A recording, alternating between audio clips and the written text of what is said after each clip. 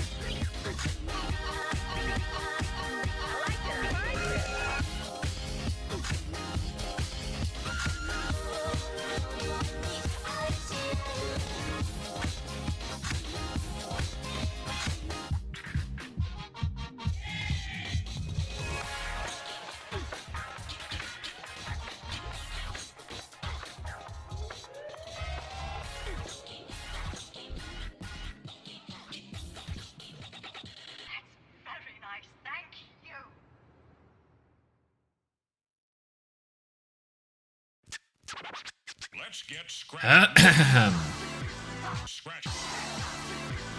We are back. Hello. How's it going? What's going on, Sabotage? Hello. Good to see you. How's it going, everyone? Good afternoon and good evening, good morning to everyone. We are once again back. I feel like I've said that every single time during the week, even though realistically it's only been... Okay, no, it's probably been about 10 days. Don't worry, we're figuring out this stream schedule just okay.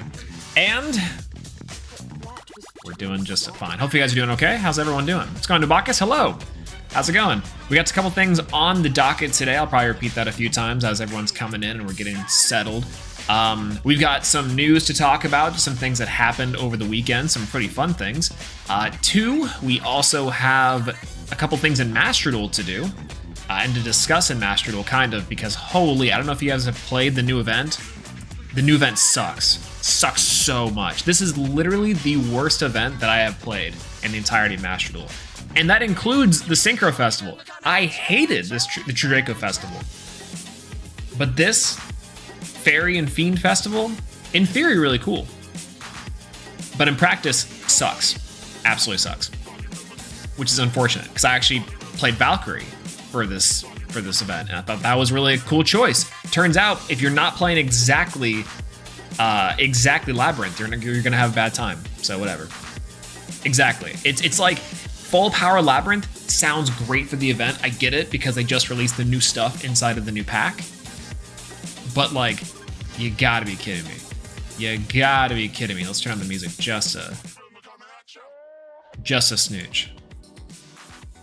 So. Holy God, holy God. Lab propaganda event. I'm saying, what's going on, Depresscorn? Hello, how's it going? Good to see you. What's going on, Carlum? Hello. One went away to Diamond, then bricked against a bot every game to Plat 5. That sucks. Absolutely. I hate when that happens. It feels like the rank up games are like especially unforgiving in this game sometimes, which is horrendous. I played DDD for the event while doing my best. I would say Reggie Akaba impression and won many games off of Dark Contract with errors alone. See, I played against one DDD and I was like, oh yeah, DDD is a fiend. That makes sense because the DDD mate is in the pack. But I was at such a loss on what deck to play. I don't know about you guys. I was like but to be fair, actually, I will say, the loners were killer. I think the loners were killer in this event. But I completely forgot that DDD was able to be played. I don't have any of the DDD cards. I wasted my money on Valkyrie, but, you know, hey, another trash deck for the fire, I guess. Plat 1 and the cusp of getting into Diamond with Neos. The stress is real. Let's go! That's sick. We really should continue the climb with Neos to the top. I think it's possible, especially now with the rank distribution changes and how Platinum is the new gold. And we're late enough in the season where it's definitely possible. So maybe later this week we can start that back up. And we really do have to make an updated episode because obviously the new stuff is long gone. So I definitely missed the hype train on that. Good on me. But still, and that's definitely okay. But SOCKS, I guess. SOCKS. Yeah, I played in the NR tournament the first time yesterday and went 3-2 with Goatee and could have gone 4-1 if not for a stupid misclick round 5. What was the misclick? That's unfortunate, but really sick and cool that Goatee is inside of NR format because a lot of decks that I find in NR format, I'm like, this is interesting, but like, what about NR format? A very devoted fan base, I'm sure. Very devoted fan base, I'm very sure. Had Despia Dark Lord, but even tried to be silly and make Evil Hero deck. I tried to make Evil Heroes work for this event so hard, because a lot of the Evil Heroes are fiends, but the problem is that you don't gain enough value off the Evil Heroes to win. Malicious Bane is really good, really good, but it's not as good as I was thinking with just the straight fiend cards. So you kind of have to play this like pseudo OTK strategy that it's a little bit less consistent. So your hands rely very much on non-engine, which is fine, but the non-engine for this event specifically is not great. So my deck is Black Wings. Ooh, that's sick. Good to hear. Black Wings is really good. That new support inside of Master Duel is awesome. Plus they can be kind of scary sometimes. But Misklo was declining the effect of Neshadal Aerial into the grave. Banish opponent's grave. Oh, Zombie Pile, very strong. But also that's unfortunate. I've been there. Just constantly right click. Been there. What's going on, James Catboy? Hello, good to see you. Hello. What's going on, Damien? What's up? This monster event was bunk. I'm saying. All I saw was Lab and Herald of Perfection. Completely forgot that we were in month 1 of Master Duel again, with Herald of the Ultimateness and Herald of Perfection being in the game.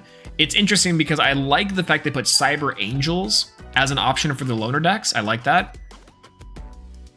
But why Herald? Herald sucks. Herald sucks to play against. It feels bad to play against. I don't like it. I don't like it at all. Did the Royal Rare trick and manage to craft a Royal Neos? Couldn't believe it. Is there a Royal Rare trick? Is there a hack to the Royal Rare? Is it just spend a ton of gems? Because that's how I feel at the moment. But that's sick. Let's go. Because if that's true, I'll be crafting Royal. Hell yeah, I'd craft Royal Heroes all day, every day. That sounds awesome. Free to play? Let's go. Let's actually go. What's going? Hello, how's it going? Elemental Hero is a pretty good deck. Got mine made, and it's pretty fun, at least for me personally. Actually, here's the thing. Okay, so today, what we're gonna be doing today, specifically, is we have a couple things. One, we're gonna cover the weekend, couple events, couple just brief things. Number 2, we have Master Duel to play, specifically the budget hero deck. If you guys know the title of the video and also the title of the stream. Today we're going to be playing, I'll explain the premise whenever we get there. I unfortunately was gonna make this an offline video, but I missed my chance because my replays that I won with this deck, with this insane deck, got lost. I was like, oh, surely they go off after 48 hours. It's 24. I missed the time period where I could record them and go back and comment over them, and it would have been great. There were 2 of the most perfect replays I've seen. One was a grind game, one was a Swift OTK. I hard made Tempest. 2023. Who does this? Insane. To win, by the way, against branded of all decks. So there's definitely some legs here with this deck. It wrapped my mind for a while. Then I'm like, what's the absolute cheapest hero deck we can make? And that's what, and we'll get into what that is here in a little bit. The second thing, maybe we can play the new event, the new achievements just came up inside the event, and I'm dreading playing it, but hey, it's there. 3, Rashid came out in Street Fighter 6, so any Street Fighters? So there's that. But I guess we can go into other things there. I really love Furniture Lab for ranked, but it needs Ash and other decks legal to keep it in check. Otherwise, the only decks are Lab and Anti-Lab. Completely agree. Labyrinth is a really cool deck against things like, I mean, okay, well, eventually when we get Kashtira, I think Labyrinth is going to be awesome. I think Labyrinth currently against Tier Element is maybe contention for best decks. The new Labyrinth stuff is great and really does boost that power level of the deck. So it's like Tier Element and Lab, and then one other deck is like the format currently for ranked right now, if I had to really guess. Sprite is actually insane. So Sprite's still good. So all those decks together, I think are crazy until Kashtira. Kashtira, it's over. Absolutely over. Forget about it. People are just using the fairy monster to prevent summoning with Labyrinth monsters. Yeah, no, that's right. Oh, I can't remember what that one is. The Consecrated Light, right? That one? Yeah, got a Rover and Neos in the first couple days playing Master Duel. God, let's go. Also got a Cosmo. The Cosmo Neos Rover must look really good. What's going on, KBG Revolver, excuse me. How's it going? There's actually a mod lately with players bypassing the ban list. There's a Prank Kids deck with 3 Meow Meow Mew. Awful. Horrendous. Don't say that, I just got all the gems. Hey, an actual hero deck, this thing is 10,000 million times better than this deck we're about to bring up. So cheapest hero deck is E-Hack, Pacifist. Technically, yes. Technically, the absolute cheapest deck for heroes is E-Hack, or an E-Hack variant. But like what normal people would consider like heroes and not us absolute Giga Chad big brains. E-Hack is a great, we do have to actually play E-Hack sometime too. But all right, let's talk about a few things before we get into Master Duel.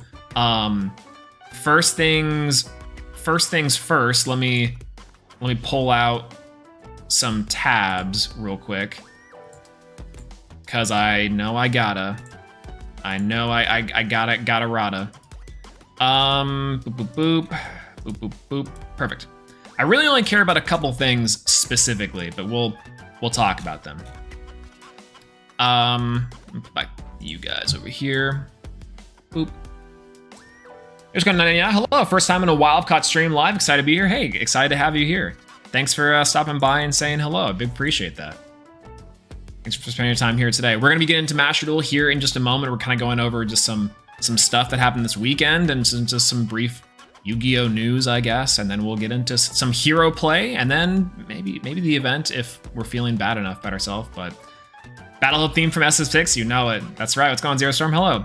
I love this song. So the soundtrack for SF6, I know people have their problems with like the character themes sounding like royalty-free music, but I really do think that even still, it sounds good. And I think this theme is sick. I like this, the casual piano.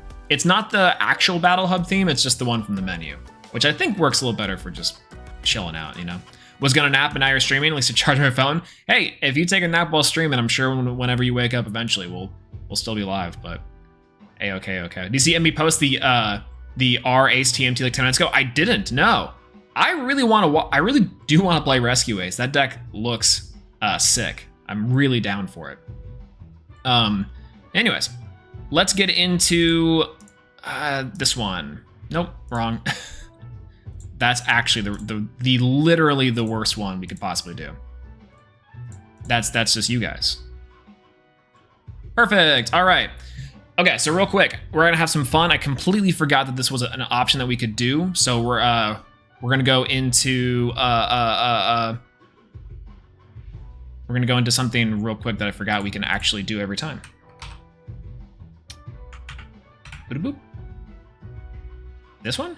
Yeah, perfect. Okay. Yu-Gi-Oh! Guesser. Character themes suck. The stages are pretty solid. I think the stages are definitely the highlight for sure. The character themes are okay. Some of them are good. Some of them are bad. Or not like necessarily bad, but they're just like slightly uninspired. I'm not quite sure why that is, but it's okay. Okay, so we're starting off with a card. Let's get either go for an element's a hero, go for a generic one, and then we can guess higher or lower.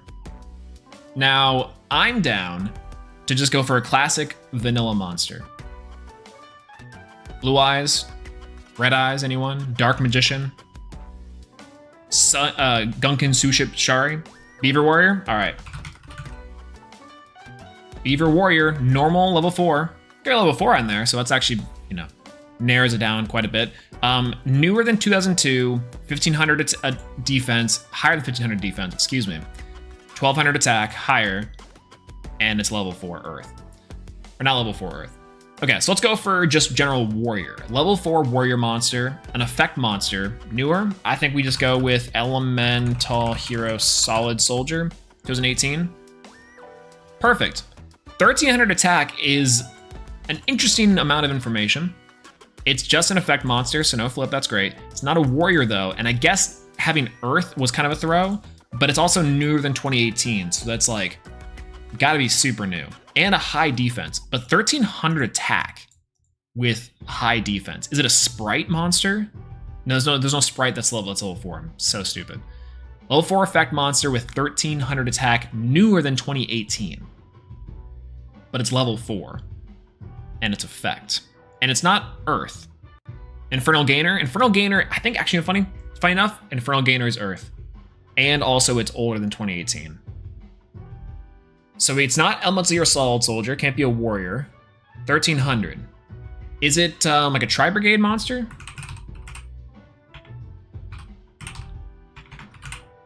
Tri-Brigade. We literally just looked up, it wasn't Beast Warrior, and also I completely forgot this thing is higher, but it attacked than this. That's ridiculous. Higher defense though than 1600, so maybe we're looking for a oh god, and newer than 2020. Holy god. Okay, that's gonna be rough. My card knowledge even more recently is bad. 1300, newer than 2020. About 2000 defense points. Maybe 17 or 1800 defense. A level 4 monster. Could be a Cyberse monster, maybe. Special summon itself. Trying to think of a level 4 monster that would do that. Maybe it's a no. Newer than 2020.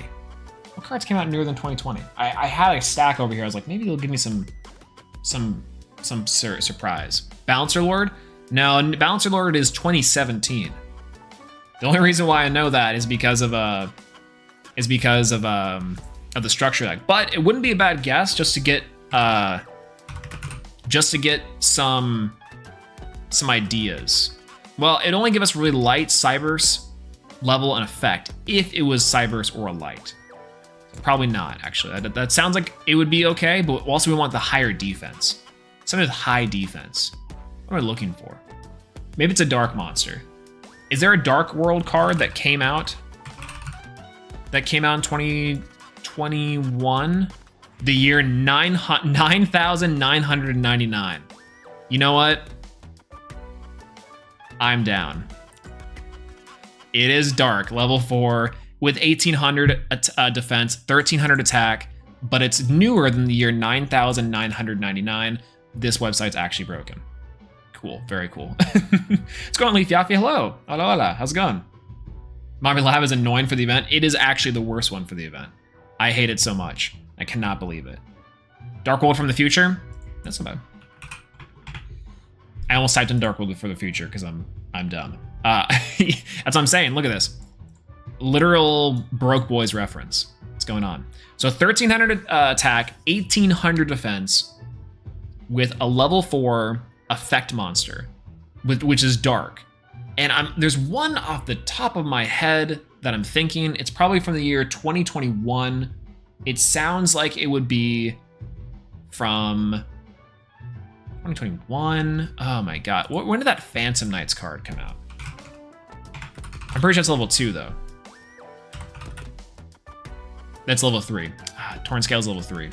And it's 2020. That's good to know. Okay, that's what I was thinking of. I was like, what Torn Scales, right? No, that's not it. But close. 1800 defense.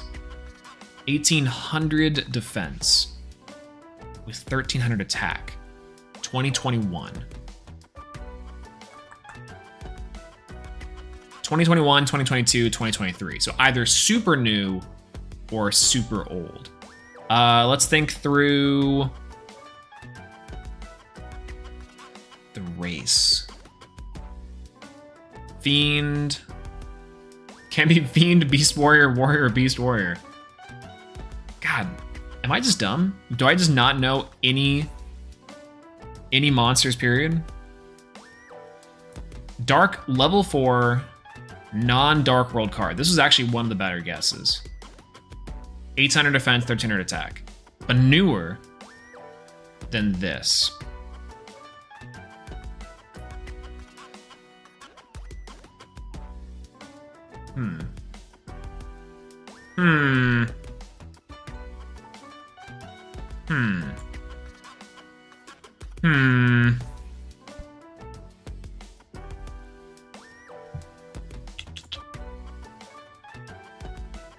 Is it a spellcaster? It's gotta be a spellcaster of some sort. So I'm trying to think of a spellcaster monster that came out in that time. It's gotta be a bad card too, frankly, right?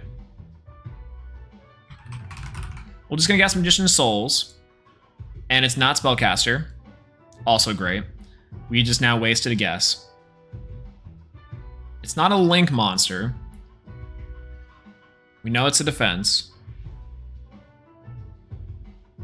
If I could just know what type it is, I'm sure I could guess what it is.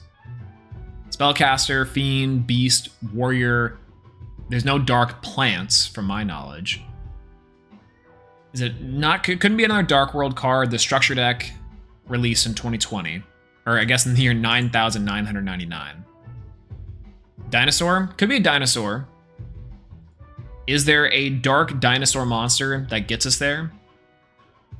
Probably. You know, we'll just say Oviraptor. Oviraptor, we'll go back down. Solean Oviraptor is a dinosaur. Nope, unfortunate. We're still in that range. Oviraptor is a good guess though, because it would have given us the race. So dinosaur, plant, it's gotta be a Cyberse. Is there a dark Cyberse at Ignister? Nope, not Cyberse. Man, we are just actually killing this one today. Yo, what's going on, Lazy Lee? Hello, hello. Good to see ya. We are doing some Yu-Gi-Oh! Guesser, and we are actually being bad. Doyon. Doyon's 2020, which would have been a good guess. I kind of guessed the at Ignister because I'm like, the rival Cyberse, because I'm like, this is the best thing I'm gonna get from this. But we know it's not any of these things. So, but it's not plant. There's no dark plants, right? That, at least in 2021, to my knowledge, has to be an effect monster. Cyberse, Dinosaur, Spellcaster, Fiend, Beast, Beast Warrior, Dragon? Is it a dragon card? Could be dragon. Can't be a rocket. Rockets aren't dragons. No, they are. They are. The rocket cards are dragons. Nope, it's not dragon either. Holy. And I mean, this one was 2019. I'm kind of just throwing away guesses now. 1, 2, 3, 4, 5, 6, 7, 8. We have 2 more guesses. We have 2 more guesses to get this. And it's not dragon. Fairy? Fairy monster? That's dark? Fairy, dark, effect, monster released in 2021 to 2022? Cyberdark maybe? Could be Cyberdark. Alubra's also not a bad idea. Nope, not Fairy. But Cyberdark, we'll check Cyberdarks. Cyberdark Keel Machine 2006. It has to be early. This is our last guess. Oh. Okay, we were never getting this one. Motor Shell. However, the Cyberdark was an amazing hint, though. Amazing hint. But Motor Shell, I've never seen this card in my life. When did this card come out? It didn't tell me. That's awesome. That's amazing. Okay, hold on. Motor Shell 2022. It came out 2022. So literally just last year. And I'm sure it's his pack filler. That's great. That's awesome. Okay, that was a good waste of like 10 minutes. How's it going, everyone? All right, so let's actually get into the meat and potatoes. So first things first, Twitter rebranded as X, which sucks. I'm not a big fan of this. I think this is hilarious because why? Why in the world would you do this? He literally got fired from PayPal for making this thing X. I hate it. This looks terrible. You could not pay someone to have worse branding. You literally could not. He, in fact, had to pay 44 million, or billion? I think it was billion, to actually rebrand this poorly. Holy God. Anyways, moving on. Let's talk about the goals for the year. So a little bit update to the goals. Stream release 2 times a week is going very well, as you guys can see. Upload higher quality videos in 2022. Yeah, it's been happening. Attend 2 events outside of Texas. TBD. We'll have a few coming up, and I do want to attend maybe one. Cancun is in September. I don't know if that's like any type of way, but whatever. And 5,000 subscribers. We're getting there. We are getting there. At 5,000, I do have a few emote ideas as well that we can use in the chat eventually later, so we'll see. Personal, read 12 books is actually going fairly well. I'm a little behind, but I am consuming this stack of books back here. I'm sure you guys can't necessarily see. This one on top is a cookbook, which I'm not counting for this thing. It's actually going to be just nonfiction and fiction, like regular books. But I just completed the second book inside of a series called Waking Gods. Waking Gods is okay. It's the sequel to Sleeping Giants. If you guys saw, I replied to MBT's comment about contemporary science fiction. I was reading this one earlier, and this is the sequel. I do have the third installment in the trilogy: Sleeping Giants, Waking Gods, and Only Human. Waking Gods, I think, is much better than Sleeping Giants, but the unfortunate part is you do have to read all of Sleeping Giants to get the context for Waking Gods. Everything that Sleeping Giants does well, the mystery, the actual sci-fi elements, the interesting writing style, it's told in the terms of files, transcripts, and letters, and the events of a mech robot alien invasion, so to speak, is the framing of it. And Waking Gods is the sequel to that other book, and I think this one is much better. Pretty good read, pretty fast read too. It's like 100 pages longer, I think, than Sleeping Giants. Maybe not. Maybe it's like, maybe it's only like 20 pages longer. It's not that big. But that's good. The next one on my list that I'm reading, I think, is This Is How We Lose the Time War, which I am not looking forward to. I read a little bit of it, and I already want to quit it, but it's whatever. Have you read Catch-22? I have read Catch-22 like back, years ago now. You know, obviously like required reading lists for certain groups of high schoolers. But I read it a little bit, actually read it afterwards because I think Fahrenheit 451 was my class's high school book, so I read it in college a little bit. But it's been a long time. I do want to reread it though. I do want to reread it because I am curious about some of like the classic literature stuff that I've been missing. What's going on, Zoltar? What's going on, Chops? Hello. What's going on, Nicholas? Hello, good to see you. How's it going? But yeah, MBT actually had a thread about reading books that I think I probably could talk about just for a second because it is very interesting and kind of funny, very on topic with this. But watch 40 new movies. We'll talk about this for just a brief second. I did complete recently, wrong one, here we go. Yo, what's going on, Oxy? Hello, let's go. I'm saying, if you missed the catch earlier, Oxy, we're talking about how I finished Sleeping Giants, which I was on previously, and then I just read and finished Waking Gods, the sequel to Sleeping Giants. And it is much better. I think Waking Gods is really good. Next is This Is How We Lose the Time War, which I'm only slightly looking forward to. But now, watch 40 movies. I'm currently at 18 movies, I think. I just watched and completed Oppenheimer this weekend. Barbie was fire. How Does Greta Gerwig Do It Again? Phenomenal. This movie was so much fun. Ryan Gosling was amazing. Margot Robbie was spectacular.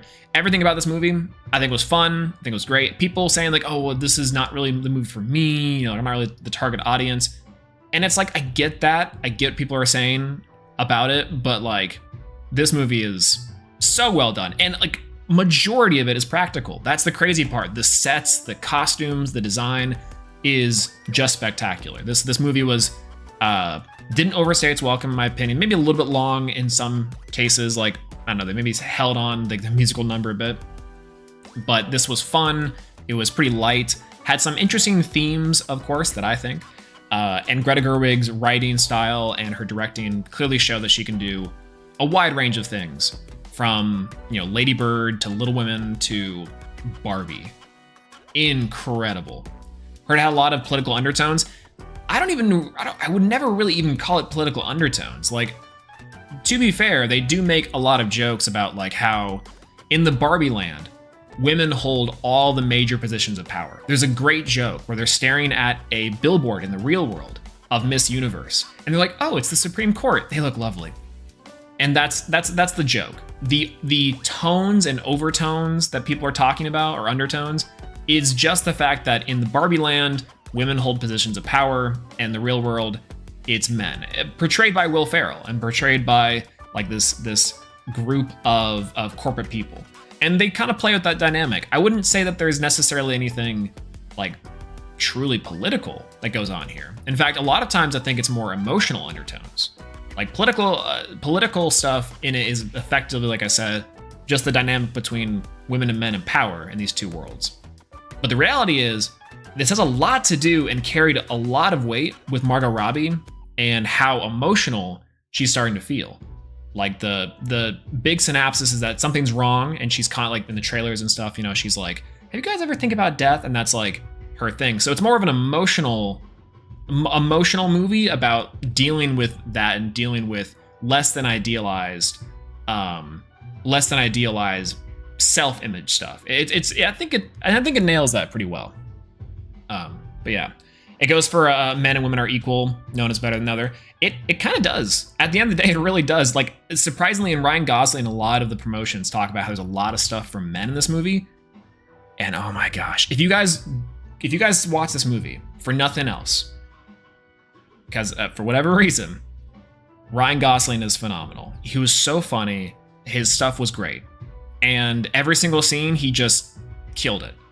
Margot Robbie equally as good. I will come out and say that she has some incredibly tense and emotional moments, but Ryan Gosling had like 2 musical numbers, a huge ass dance scene, and every single scene is just, you'll laugh at most things he does. It's ridiculous and crazy, and never feels like it's overdone. So that's what I'll say about that. Next, I watched Oppenheimer, which is the exact opposite. If you want to talk about political undertones, Oppenheimer has that. This movie talks about socialism and communism like 90% of the movie. It's not even necessarily about the fact that he, led the Manhattan Project and the atomic bomb. It's way more about the fact that he was part of the Communist Party, or wasn't necessarily a card-holding member, but did have a excruciating interrogation based off of his relationship to the Communist Party at the time of World War II. And that's what I'll say, is that this movie, like, so I'll read the tweet. It's Oppenheimer was insanely good, but also had Avengers-ass style reveals and writing. This movie, if you're a history nerd, you are popping off. Everything about this movie, you're sitting here and they're naming people, and you're like, oh, let's go. There's a scene right where Einstein comes in, where he's at like this pond. He's throwing rocks into the pond, and the wind blows Einstein's hat off to reveal the mustache and the crazy hair. Later on, there's a scene where this guy is like, who's all the chairman, the people that voted, who voted against me? And he's like, oh, just 3, sir, 3. And he names one in particular. He's this young up and comer. Names please. He's like, it's a Kennedy, sir. John F. Kennedy. And then it's like a pause for effect. It's hilarious. They literally name drop JFK like he's Nick Fury. They straight up say, we want you for the Manhattan Project, like it's I'm starting the Avengers Initiative. They straight up say like what is it? Oh, they introduce President Harry Truman like he's Thanos, and it's hilarious. Unintentional comedy, but also absolutely insane. I'm saying Clone High in this movie. It's actually that. It's straight up like Clone High bits. It's funny. Oppenheimer Cinematic Universe, the OCU, I would live for. All the science nerds getting together to solve world problems and ponder on conundrums. They even have a Puss in Boots level panic attack. That twice. Twice. Anyways, so Oppenheimer is interesting for a couple of different reasons. The camera work, I saw it in IMAX, so it was beautiful. Christopher Nolan does it again. The DP behind this one, I cannot remember the name, but he did Nope, Interstellar, and a lot of other joints with Christopher Nolan. It looks good. It sounds breathtaking. I don't know how to overstate this enough. The soundtrack alone, the OST for this, I would consider getting on vinyl. I would consider getting this right out the gate. Just the motifs, if you want to call it that, alone, about like the sounds they use, the synths, the actual chugging, the machinery sounds. It sounds strange, but there's a lot of times in the movie where it sounds like the chugging of an engine or the stomping of feet is how they portray it later. And it's like haunting and it's exciting. It's like almost like a countdown to. It's like the rising sound from Dunkirk all over again. And Oppenheimer delivers on so much. I have more to say about this movie really than Barbie, just because I think that like Barbie, there's a lot to dissect in Barbie. There really is, and I definitely enjoyed it. But Oppenheimer, I'm surprised at how well technically it was. It was practical in the explosions. The acting was phenomenal. And sure, a little bit, again, unintentionally hilarious, but I really do think that this movie is very solid. A complete recovery from Tenet, which I was very disappointed by, that I saw a couple years ago. This movie operates both on vibes, but also has a pretty coherent through line, which I think is great. And yeah, that's really all there is about those two. So yeah, they should teach Hollywood not to make political movies that try to please everyone to make a good movie. I just think that, okay, the problem is really that there's way too many Marvel movies out there. I love Marvel movies. I'm down for superhero movies. But the reality is that there are so many other movies out there to watch and make, and we really only see a fraction of them. One of my biggest things from a couple years ago, RIP MoviePass, was to try to go see as many movies as possible. And in a given year, any new movies, to really get a feel for what movies are like nowadays. And the past couple of years, I've on average seen like 25 to 34 last year, and a lot of those in theaters. And it's there's a lot of movies out there, and there's not very many of them that I would say are truly like political. Oppenheimer is definitely one of those movies. This thing contemplates super heavy on a lot of stuff and literally is political. It's also very interesting. So speaking of movies, Shin Kamen Rider's on Amazon. I gotta watch that. Ready for the FNAF movie? I unfortunately will probably be watching the FNAF movie. And Shin Kamen Rider, I do hear, is really cool. There's a new Godzilla project that also got announced as well, so I'm down. Anyways, that's this one. So favorite decks. Farfa posted this thing online. These are my favorite decks, if you guys do not know. Ritual, I will say, I was gonna put Blackluster Soldier here, but I'm like, I actually don't really truly have a favorite Ritual deck. I thought about it, I'm like, Relinquish is about close enough, but I don't play Ritual decks all too often. There's not really a lot of Ritual decks in the game, like boss monster wise. Not really, at least. So, favorite Synchro deck or Sartix? I toiled on this one for a while, but unfortunately the meme has become reality. Same with Pendulums. I was gonna say Pendulum Magician for favorite Pendulum deck. I think that's my closest proximity because I do like Pendulum Magicians as a general deck. I think it's the most cohesive way to play Pendulums. But Valance is interesting and cool, and I love them. Favorite Fusion deck, you already know. We gots to play Heroes. XYZ, Paleozoic Frogs in both. Again, the 60 card variant with XYZ Paleozoics were great. Back in the day, playing Paleo Frogs mixed in with Heroes, I loved. Really, my favorite XYZ card is probably Totally Awesome. And so, naturally, extension, it's either that. Sue Ships is a close second, though. Pour one out for my homie Toad. Exactly, I'm saying. Yeah, Transonic Bird really combos well with Cyber Angels. It lets you summon on your opponent's turn. That's actually really cool. I'd love to. I'm down to experiment. What's going on, Joshua? Hello, how's it going? Been a minute. It's been a hot minute. Good to have you here. Hello. Good habit. We're just going over stuff. We talked about movies for a brief second. I saw Oppenheimer this weekend, which I thought was great. Both of them, really. And then we went over books, and now we're talking about just miscellaneous tweets. Favorite link deck Salomon Greats? Not a hard deliberation for me. I really did think that for a while. I was like, maybe is it something else? Nah, it's gotta be Salomon Greats. Really though, you could fit every single one of these with Summon Skull, which I found was really funny. But that's pretty much it. That's everything. I think I didn't talk about this here. And there's two things that Peeps actually brought up, which I thought was interesting. One of them was the fact that new player onboarding with Yu-Gi-Oh! Is very bad, and I think they're not using Master Duel effectively. I can definitively see that.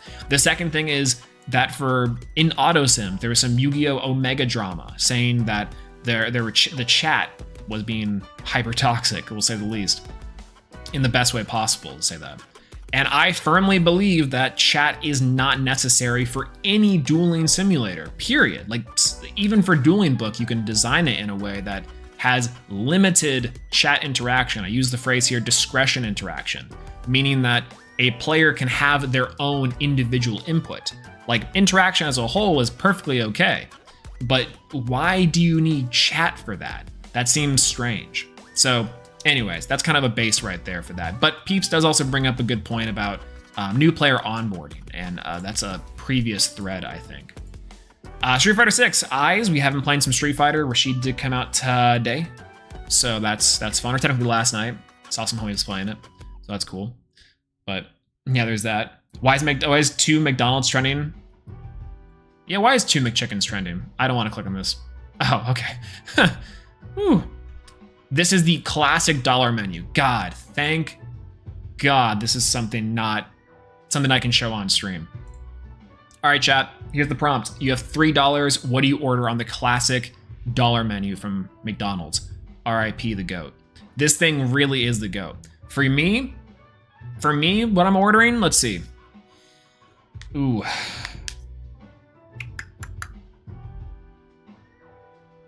My order used to be a double McChicken and like 2 pies for $1 or for $3. But nowadays, the McChickens be hidden differently.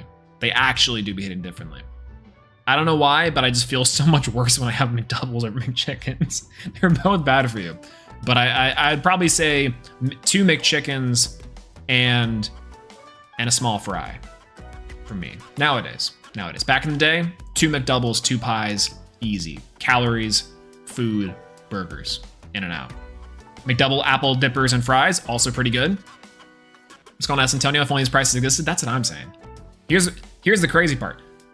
Back in the day, this was the standard. It wasn't up until only a year ago that this was true. That there's like $1.25, $1.50. Absolutely incredible.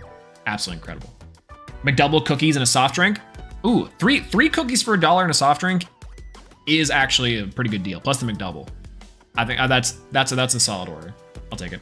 It'll be funny to tell your opponent to wrap up their turn because you already opened and drew bricks. Every time.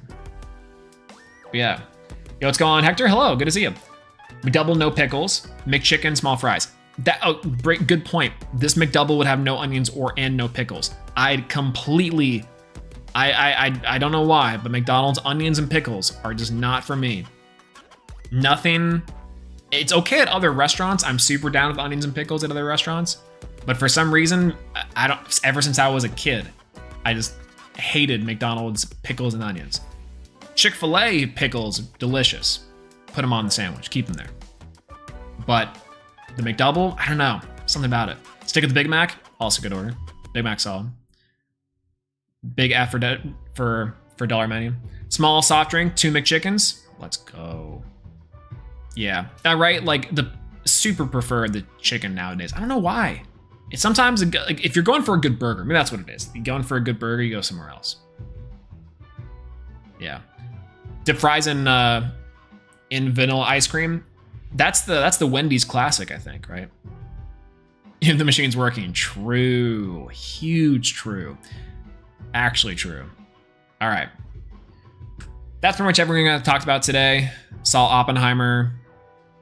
Did That I don't know. You do realize the whole situation Chick-fil-A, right? Unfortunately, I do, which sucks. It's been a while. I will say it's been a while. It's for my defense, but back in the day. And here's the truly unfortunate part. It still is crazy to me, the efficiency of Chick-fil-A. 5 minutes in and out, no problems. You can get your order and go. But every other restaurant, Popeyes, Cane's, Lane's, anywhere else, you have to sit there for 40 minutes. But yeah, which feels bad because for a long time I was like, man, can I do this? And then I decided to myself, I'm like, no, I can withhold from Chick-fil-A every so often, or like pretty much at all. I don't know. The situation is tenuous at best at times. There's like, sometimes I hear that it's like the end of the world. Other times I hear that it's like, oh, they actually, the details of their less than stellar behavior is greatly exaggerated, and I don't know. It sucks. It really does. It feels that way for a lot of things. I just recently learned one of my favorite grocery stores is like, I don't know how to put this.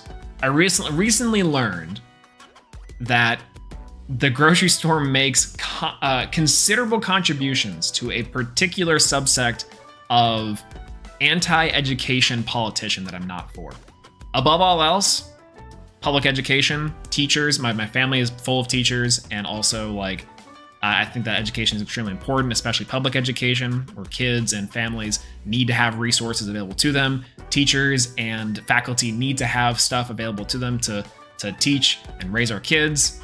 And I just found out that one of my favorite grocery stores makes sizable donations to people that are absolutely slashing educational budgets. And that sucks. That feels so bad. Conscious consumerism also doesn't exist, though. That's the funny part. But yeah, if there's one big takeaway, support your public schools and support your teachers. They need you the most. All right. Let's get into dueling, because it's been a little bit. Now, I think it's really funny because I've been playing. You raise the pay of teachers and firefighters and cops. I honestly, like, most public positions don't get paid enough, except for literal politicians. They actually get paid. Actually, that's not even necessarily true. Depends on the politician. That's what I will say. But yeah, we just need to pay our teachers more. That I'd be super down with on all levels, no questions asked. Sure, you're raising taxes. Are my teachers getting paid? That's what I'm down for. Raise military pay? Also agree.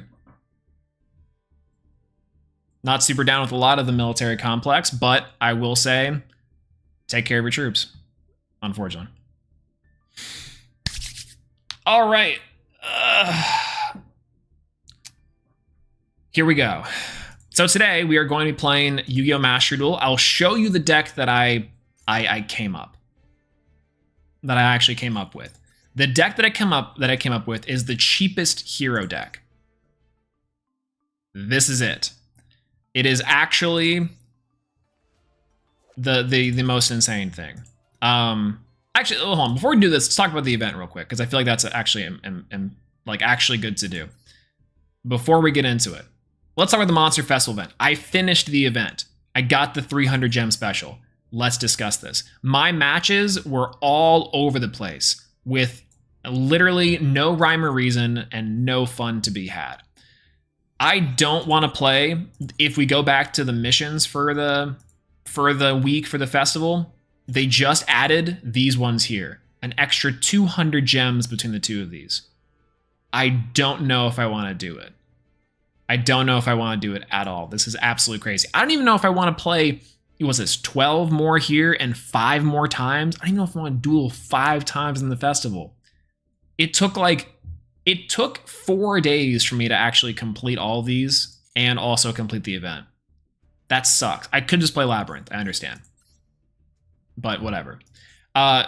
Cool thing is, though, the loners are actually incredible. These loners are really good. You could do a lot with just, even the Cyber Angel one is the weakest of the 3, and this one is definitely good, right? So then we also had the Labyrinth one. Boo, Labyrinth, boo. This one, who told them to put in Backjack? Who told them to put in, I don't know, all the good cards? I find it funny that the extra deck is like essentially nothing because they're like, listen, if you take this and then just add in a few cards, like you're fine.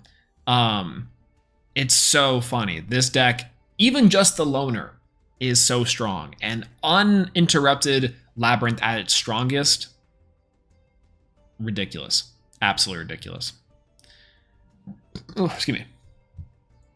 But then, Bladed Creatures of Nightmare, Fluffle. This is the based option. This is the based option. I think this one's great. Fluffle Dolphin, friend-shaped. Fluffle Puppy, friend-shaped. And then also some Terror Face, like Edgem Chain, etc. This one is cool. I think that this was a really cool option for them to include. I forgot a lot of these were Fiends and Fairies, but I think this is perfect. This is the kind of stuff that I would want to see more of from these events, is like interesting, fun decks. I think the problem is the fact that like Labyrinth, even like in a trap deck sense, right? They can play on both turns and accrue so much value out of nowhere. Conversely, every other deck in this event that's Fiend or Fairy doesn't do that. You cannot win against Labyrinth unless you just get lucky. Unless you're playing specifically Labyrinth, you're going to get lucky. Every other deck that I played was a fun or interesting or interactive duel. Maybe it was an OTK here and there. But for the most part, it was a much better experience than playing against Labyrinth. Because it's just so powerful. It's like taking a hydrogen bomb to a crying baby. It's like Harry Truman versus Oppenheimer. It's quite literally the same. So, yeah, this was a whole mess and a half. It's ridiculous. Yeah, Konami allows Labyrinth and Tier Limits at full power with Max Seed. Why don't people play our game? Exactly, I'm saying. Yo, what's going on, Louis Plays? Hello. Are we, in fact, waking up our elemental hero? We'll be here time soon. We're talking about the event. I just kind of want to go over and tell everyone this event sucks. This event is the worst event. And we played through a lot of them. Harry Truman versus Oppenheimer. Versus who? Oppenheimer. There's a part of that's a meme. There's a scene in the movie where Oppenheimer walks into Harry Truman's office, and he's like, "Sir, I'm kind of scared," and Truman's like, "Shut up." Again, unintentionally hilarious comedy from a very serious movie.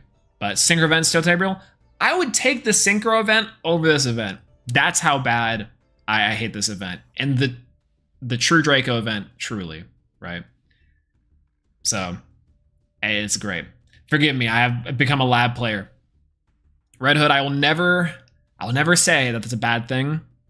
Truly, I think Lab is a cool deck. Out of all the trap decks that you could play, Lab is probably the cool one. It's the cool one. It looks cool. It plays cool. It's actually interesting. Unless it's flipping floodgates in the TCG.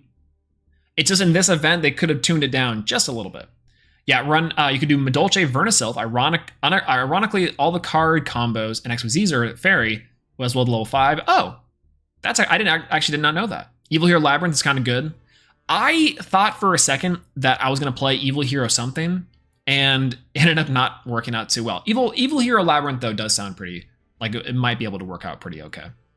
Yeah, Lab's actually a cool deck. It's just that event didn't hit it because they were trying to sell the new cards. Exactly.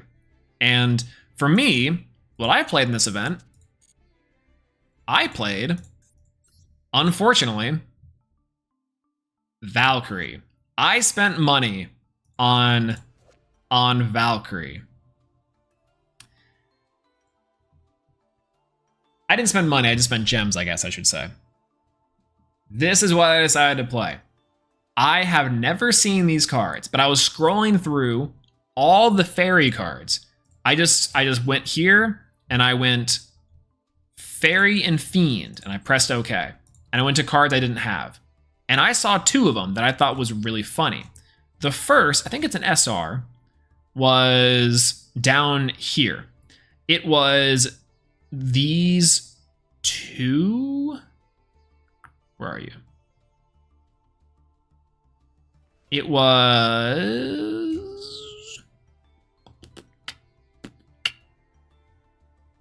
Oh, is it like really low down? It might be real low down, roll down. Okay, hold on.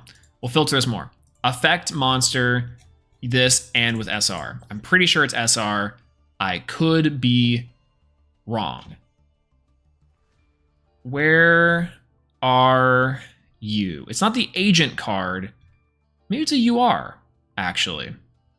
What's the Warrior of Hera? This guy. But what's the, it's Warrior of these two. Never mind, I found it. I found it. Counter Fairy's Peak. I thought it'd be funny. Click Fiend and you couldn't. Oh, I actually built the Karibo deck too. I tried making a Karibo deck work.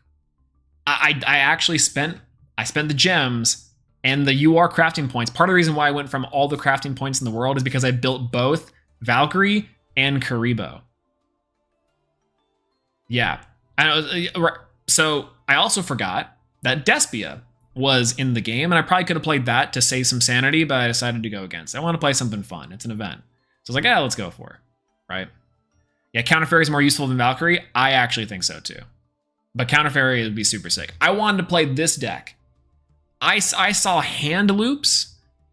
I saw hand loops with Pandemonium, and I thought to myself, I'm like, oh, that's perfect. And then this guy's kind of cool, you know? So this guy also does some stuff, Zerato.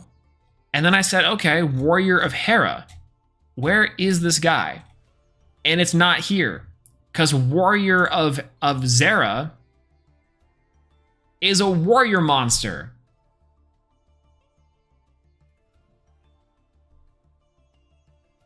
That's crazy. So eventually when we get around to the wheeled normal monsters, we're just going to be playing... If we're playing with Warrior of Zera eventually, because it is a vanilla, we will be trying to do hand loop double Mazera Deville. Deville. I think that'd be hilarious.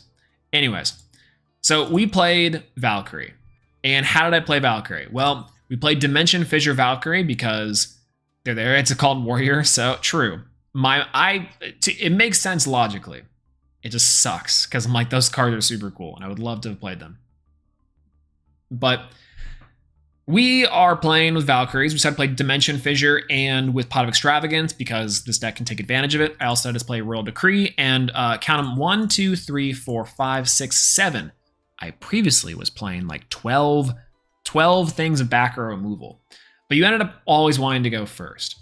Shadow Imprisoning Mirror and the Lodge Flames are not necessary, but both very good for this event. Again, both of the Royal Decree and Shadow Imprisoning Mirror throughout the length of this event were in and out of 3. In and out of 3. I actually wanted to play Musket as well. Magical Musket is legal in some capacity, and I thought that would have been cool. But I didn't have the gems, and this was technically cheaper. It really wasn't, but it was technically cheaper, so you know we're going there. Aren't Goki's warriors too, instead of being literal demons or reptiles? What event is this going on, Jermaine? Hello, this is the Fiend and Fairy event. The idea is you can only play cards that have the Fiend or the Fairy typing. So for a lot of the event, people were just playing Labyrinth. I decided to play Valkyrie. Now, how does Valkyrie work? I could not tell you. You really just want to focus on this one right here, Valkyrie Drate. It adds a Valkyrie card from your deck to your hand. Ride of the Valkyries allows you to special summon 3 or more, or special summon as many Valkyrie monsters from your hand. Any number, 3 or more, you take no battle damage at the end of the turn, which is super cool. Super, super cool. Effectively, what you could do is you summon all the high-level Valkyries, which get really cool effects. This one's a Macrocosmos, which is neat. This one is just a name. It's a big body. This one is a pop of a monster and can add back a continuous spell, which is awesome. And this one is a special summon and also just big. But the problem is, this thing is the highest attack that it gets, 2200, unless you have the smaller one, which boosts the attack, but really not by that much. Some of the Valkyries actually gain attack boosting based off the banished monster, so sometimes you get lucky, or you can add Dimensional Fissure to kind of beef up that play. And that's the best you can do. The best you can hope for is a decent hand and to get lucky. Other times, you just lose. So literally this event is almost exactly 50-50. You win or lose depending on what you're playing. And you can kind of see that here. My wins and losses are all over the place. Ignore the 4-loss streak, excuse me. But that's what I played for this event. I ended up playing Valkyries. I like Valkyrie. I like Valkyries. And this deck was interesting. I learned a lot though. This deck is janky, but very interesting. Why did I show you beginner ranks? Paid actors? Oh. So I guess the events are the wide range of people. You can get anyone from absolute beginners to Diamond 5. I think you can actually even get Master here, but I think that's kind of funny. Yeah, no way. It's interesting, I would say the least. So there's that. Dark Monarch with Caius. That was kind of fun. I'm trying to play Runic Musket. I have all the cards, but I end up going second Unchained. Unchained is probably pretty fun. Unchained's probably the other deck that you can play that's you can have some sort of fun with. But I really think this was probably the most frustrating and the least fun event of Master Duel's life cycle so far. I think if this was Warriors Dragons, that would have been phenomenal. Warriors Dragons as a type event works really well. But I think that Fiend Fairy, there's just not enough variety, and obviously they're trying to sell their new pack. But man, was this rough. Yeah, didn't want people to farm events in lower rank. Oh, maybe that's true. Maybe that's true. That's actually a really good point. They probably didn't want people to actually do it. I don't know. What's funny is that Abomination is generic, requires at least one Link monster. That actually would have been a pretty good tech at the very least, right? Because you need a Link monster and you can with a Fiend monster, I believe, or at least one Link monster for summoning. It's also a pretty good boss monster, which is nice. Warrior Dragon event with Buster Bladers. You know exactly what I was thinking. I'm like, we're gonna metagame this and play Buster Bladers or Gaia. Gaia would be amazing. God, that's sick. Beat full powered Labyrinth. Not the learn deck with like going second Madolche Verniself. Super down. That's actually sick. I saw someone play Madolche, or someone play Verniself. I didn't see them play Madolche, but I thought Madolche would have been a pretty decent one at least. Big Buster Lock. That's what I'm saying. Anyways, let's talk about what we're going to do today, and that's going to be switching this deck to the cheapest hero deck. Let's talk about this deck. So what you see on screen here is, unfortunately, the combination of days of lack of sleep, giant amounts of copium, and also a question that I've had on my mind for a long time. If you guys do not know, then it's on the channel right now. You guys can look it up, I guess. Actually, here, I'll go ahead and pull it up. I'll pull it up for everyone. We'll talk about it. So, oop. That's not me. We'll pull it up and I'll talk about what I think is like why I decided to make this deck. We'll start off there. So, if you guys do not know or do not remember, it's actually further back. Let me check this out. Boop, boop, boop, boop. How far is this? Oh my gosh, it is really far. Oh my gosh. Okay.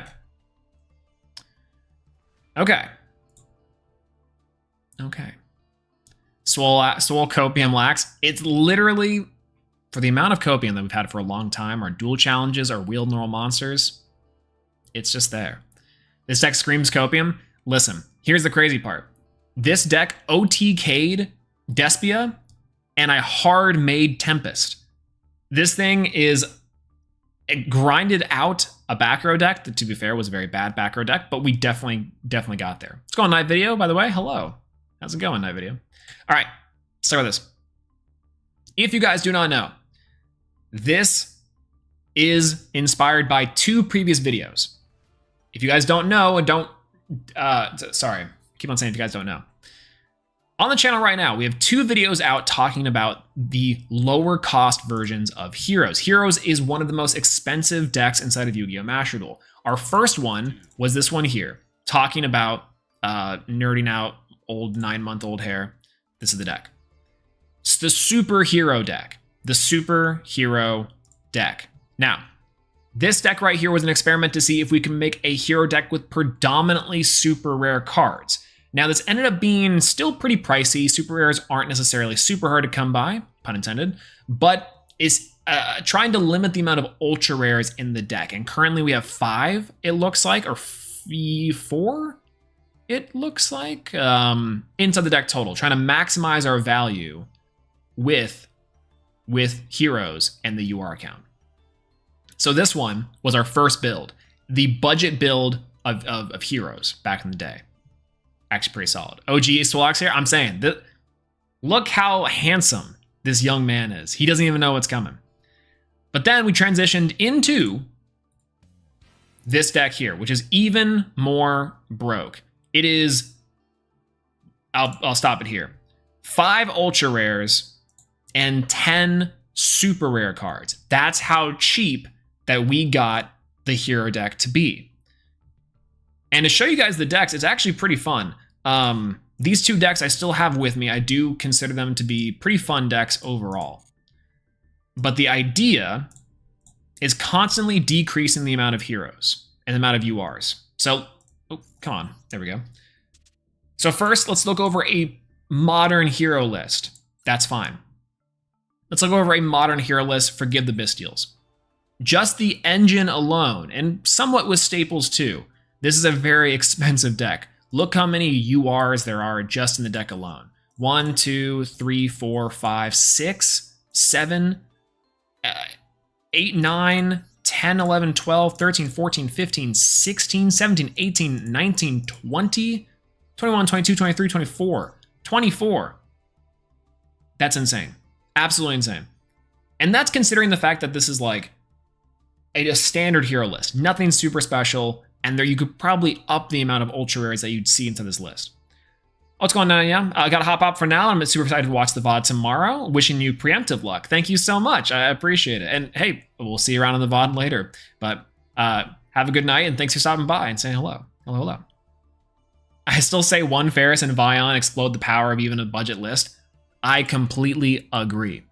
That's kind of the conceit, is that oftentimes heroes in hero builds, frankly, just come down to, can we fit Vion and can we fit Ferris? My brain says no. We can actually get around that. So this is what a milquetoast hero list, pretty standard cookie cutter. You could build upon this as a hero list to build for. Now, here's what the superhero list looked like. The superhero list combined a lot more super rares and a lot less ultra rares. Currently sitting at 1, 2, 3, 4, 5 ultra rares with the reinforcement of the army, but that's a free card, and I guess Raigeki as well. We're not necessarily counting free cards, but this was it back in the day. A lot of rares and a lot of supers. Can we get cheaper? Of course we can. The cheaper one of that, I think I may have deleted it.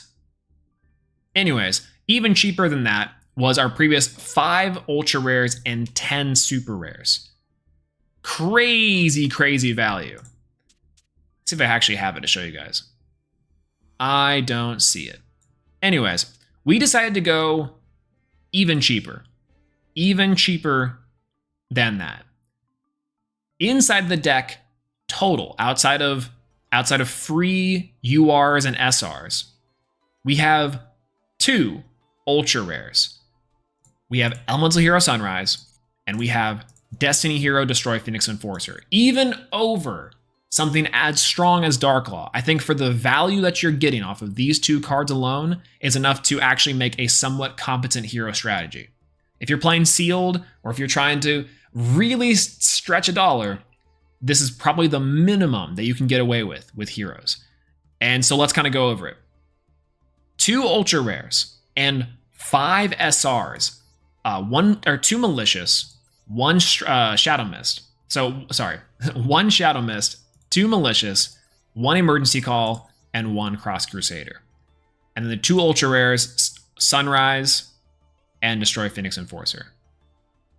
That's what we're dealing with. You might be saying to yourself, well, there's an Ash Blossom in here. There's a Solemn Judgment. There's a Forbidden Droplet. There's an Impermanence. There's a Monster Born. There's a Lightning Storm. There's a Raigeki. And there's a Reinforcement of the Army. All of these cards you can get from the bundle deals, which you should already get already. I think those things are amazing to start off the game. And also, those are great for just building your collection and having really powerful cards, even at just one of, can greatly help.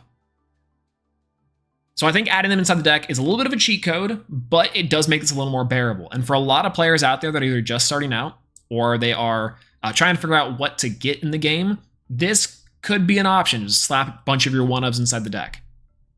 Otherwise, though, this is about as close as an NR hero deck can be to extremely powerful. So let's go over the deck real quick and we'll talk about this card by card. I'm gonna grab some water first. So I wanted to play the OG heroes inside of this. I think they do actually gain a lot of value from this, or from being into the deck. I think the OG heroes do add a lot of value, specifically with Infernal Devicer. Of course, this card just says add 2 heroes from your deck to your hand, which I think is really cool. 1 copy of Avion, 1 Burstinatrix, 1 Clayman, 1 Sparkman, the OGs. We're also playing Bubbleman.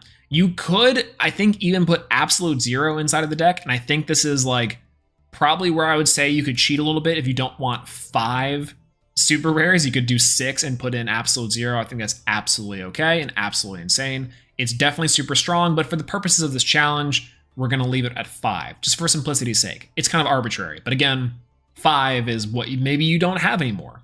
Chances you do, but Bubbleman for our water, which is there. Now, Lunalight Black Sheep is in here because you can discard it to add Polymerization. The fusions inside the deck are going to be a big one. Turboing out Sunrise will greatly increase your chances of winning.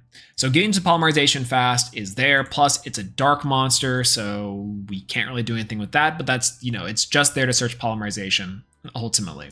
Speaking of that, we have 2 copies of Crosskeeper. Crosskeeper is actually very solid for special summoning out heroes from our hand or from our graveyard for material for a link summon or for fusion material. I think it's pretty solid. Plus, you can also draw 2 cards if an elemental hero fusion monster is summoned. So oftentimes you have Crosskeeper, you summon a card, you fusion summon Sunrise, you draw 2 cards. Easy peasy. 1 Ash Blossom, again, it's free. We have a copy of Denier and also 2 copies of Malicious. Of course, we got to put this in here with the it's insane how cheap the Fusion Destiny engine is, which of course we got to play Destroy Phoenix Enforcer with our Denier and Malicious. It's crazy. Beast King of the Swamps, it's effectively just a fusion substitution for your OG elemental heroes. We have 1 Bubbleman, 1 Shadow Mist, great card to search with. You can actually send it off Blazeman if you want to. It sometimes can come up. Other times it's just great for polymerization fodder, which is good enough. Then we have 3 copies of Blazeman. Getting to polymerization is the end game. That's kind of your end all be all. So utilizing Blazeman to summon itself and fusing it off with whatever hero in your hand for Sunrise is sometimes going to be the game. Drill Dark is in here because you can pair it well with something like Decider. Pretty much the only reason these guys are in here is not only for extra material for Destroy Phoenix Enforcer, but just because they're more or less the only other normal summonable Destiny Hero monsters that do actually get you some sort of cool value or add some interesting play. Decider specifically does add a lot in terms of adding back cards from your graveyard to your hand. And of course, 2 copies of Malicious. 1 Raigeki, 2 Polymerization. I think having 2 Polymerization, 2 Miracle Fusion is very, very strong in this deck because you really want to see them as fast as possible. 1 Monster Reborn, 1 Reinforcement of the Army, and 1 E-Call for some consistency. Again, trying to get into Blazeman or maybe even Shadow Mist if you really need to. 2 copies of Fusion Destiny. If it was at 3, we'd play 3. 1 copy of Lightning Storm, 1 copy of Favorite Hero. Don't really ever see this card too much, but it's there. We do have Summon Breaker for the Favorite Hero. Summon Breaker is a card that says if your opponent summons 3 times, it's over, or really anyone, but it's more of a deterrent for the opponents because this deck's not going to summon 3 times. 2 MST for some backer removal, 2 copies of Forbidden Chalice for some negations, including Forbidden Droplet, Impermanence, and Solemn Judgment. Then we have a copy of Steam Healer. A lot of these cards are honestly just going to be Infernal Devicer targets, so except for, of course, Elemental Hero Flame Wingman, the OG, the GOAT, the actual GOAT. Rampart Blaster, we have Mudball Man Sunrise, key part of this deck. Shining Flare Wingman, never really go into this card, but it's okay. Then we have Tempest. In the testing of this deck, I hard summoned Tempest, and I wish I could have recorded it for you guys because it was hilarious. My final board was like Devicer, Sunrise, Tempest, DPE, and then one other card, and it was hilarious. Speaking of that, DPE, best card for heroes in terms of value.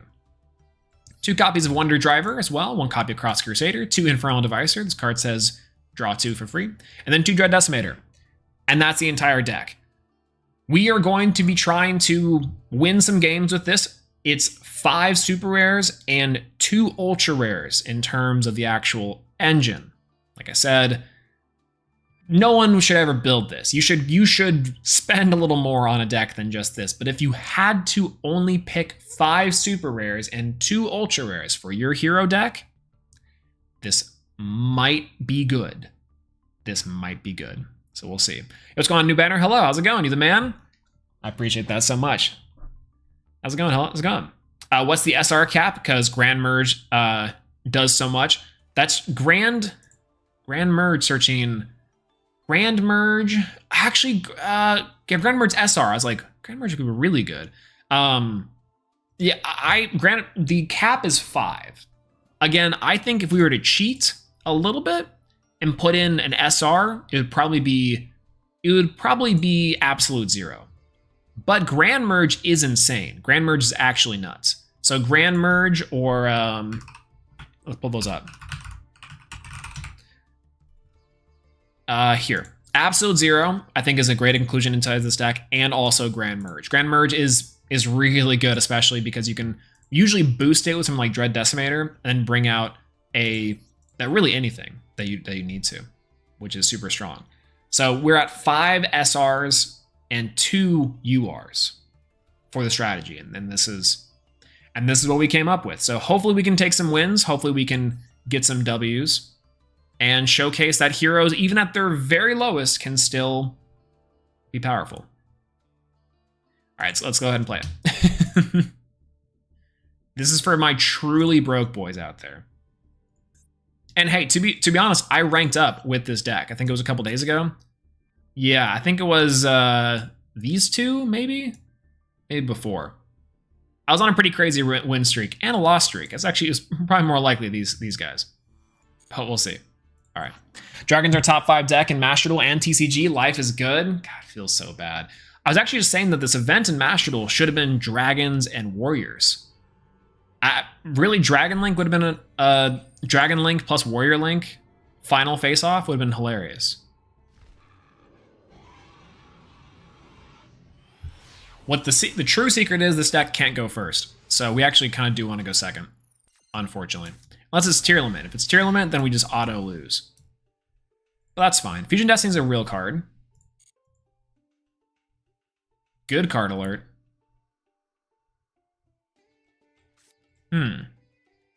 Has to be event in the future, right? I'm hoping. I'm really hoping it is, because this last event was not it. Our hand is okay, by the way. We have 2 ways to search Polymerization and a Crosskeeper, which I'm starting to learn that we need to have a lot more stuff to it. Hopefully it just sets 1 pass. Godlike. Actually insane. All right, draw. Hopefully it's a elemental hero. I can take a judgment.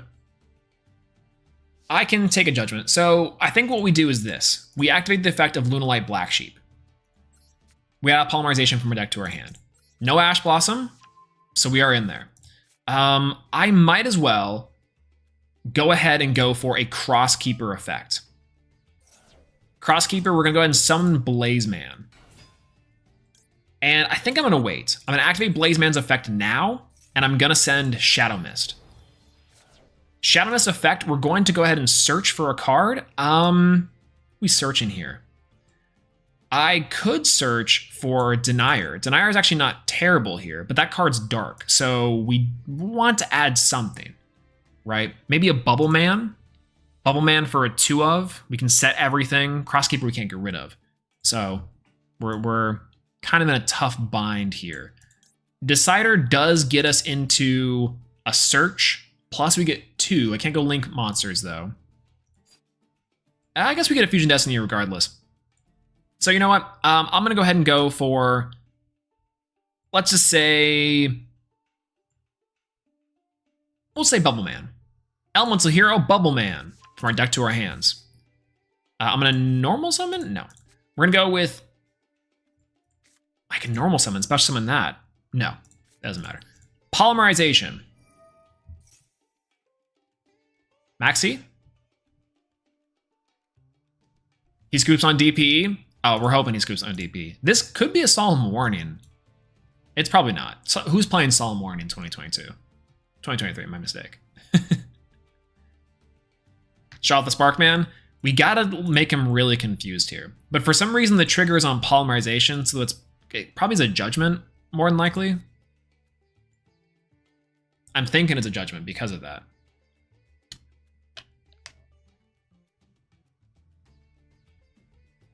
Okay, maybe he's just trolling us. All right, we get to go for 2. And I get to go for Sunrise. Sunrise on the board. We get to activate Sunrise effect to search Miracle Fusion. As well, we get Crosskeeper. Crosskeeper banished itself to draw 2 cards. Hopefully we can see a good normal summon here. Ooh, MST is kind of insane. I almost want to keep the Crosskeeper just because, but I'm gonna leave it be. This, we're going to add Miracle Fusion, though. Huge draw. All right, let's see what this MST is. We'll hit the back row. This will probably get him to scoop. Easy peasy. Easy peasy. It's a Judgment. It has to be. Yeah, if you have Blazeman to grab Poly, maybe switch out for the Fusion Recovery. So we did the Lunalight Black Sheep. The main thing for Blazeman was sending Shadow Mist to get a search. For the hands that we don't actually, or we can't actually fuse in, which sucks. But yeah, the pains of Blazeman locking the fusion summons, I'm saying. We could, if we had a slightly better hand, we could have gone for the Link monsters. This would have been the easiest OTK. We call that Solemn Judgment. All right, let's go ahead and go for a Fusion Destiny here. And I think he's probably going to scoop here. He has to, right? So we're going to go for Fusion Destiny. We'll go ahead and send Malicious and the Denier for next turn. Maybe we can even OTK here. Not quite sure. Let's see, what are we at now? 29, 29. 29, 29, 31. What's that? 62, 70. I think that's exactly 8,000. Big GG's. Nothing? Okay, no, hopefully nothing. 31. And then, funny enough, exact lethal for 18. Let's go! Whew. All right, I'm curious to see what he was playing. They had to be playing somewhat of a deck, right? We actually just got lucky. We actually just got super lucky. What was the hand, do you think? Excuse me. Do you think the hand was like, it's got to be something like 1 Protoss, Raigeki, Harpies, Solemn, something? Insane. Then MST was godly. That MST actually saved us. But also, I think we still had a pretty convincing hand regardless. But let's keep on going. This is our rank up. Pretty solid so far, I will say. He bricked, but we just bricked harder. I think I still want to go first. I'm going to go first on this one, even though I just said that we're better off going second. That was just copium. Trust me. But we also don't want to run into the case where we get bodied by whatever deck that we're running into. And this one looks like it's a pretty interesting one. 46 cards. That is unfortunate. And we didn't draw good anyways, so we wouldn't have had a decent turn. I guess we'll just T-set and pass. Not playing around Mech Knights because we're not scared of them, I guess. But we'll see.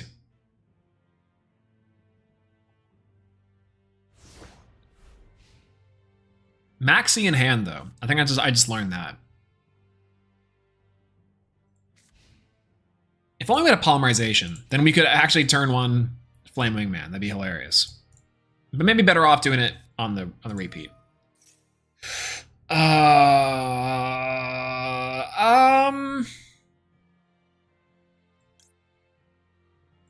We have to MST to negate this.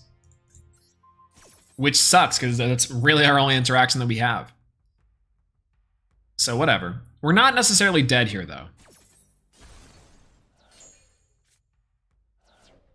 MST negates, we got it. Oh, swords! Swords pass! Let's go. Ah, that's hilarious. That's awesome. Wait, is he just playing swords to flip the face down?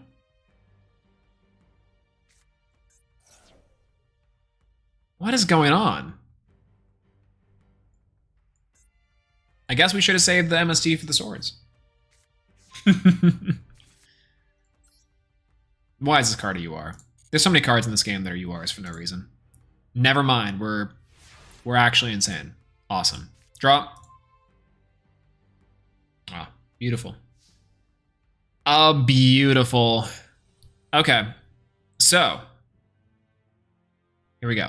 We're gonna start off with Elemental Hero Avion. We kind of have to. Very much, unfortunately. Oh. Do I... okay. Do I go for Infernal Devicer, give him a card? I don't think I really care. Yeah, we're going to do it. We're going to do it. We're going to draw 2, and we're going to draw a 3rd, so we'll have extreme follow-up. So we'll go with Shadow Mist Effect, and we'll go with Infernal Devicer. So for Infernal Devicer, we're going to go ahead and just grab... Sparkman Tempest? Yeah. We'll try to end the game on Tempest. We'll go for Bubble Man. Bubble Man, Sparkman. Easy peasy. Then we're going to grab Blaze Man. Blaze Man for the polymerization. Then I guess I could write Geki here. I don't really want to, but I will. Just to clear, so he doesn't have an extra level 4. And then we'll battle phase. I can't attack because of Swords Revealing Light for some reason, so we're just going to end it there. The cool part about this hand, really, is that we can auto-make Tempest, and in theory, we can actually go for a DPE. We can hard make DPE to out the Swords Revealing Light, which is apparently something we have to worry about. So, the OG Floodgate. I'm saying.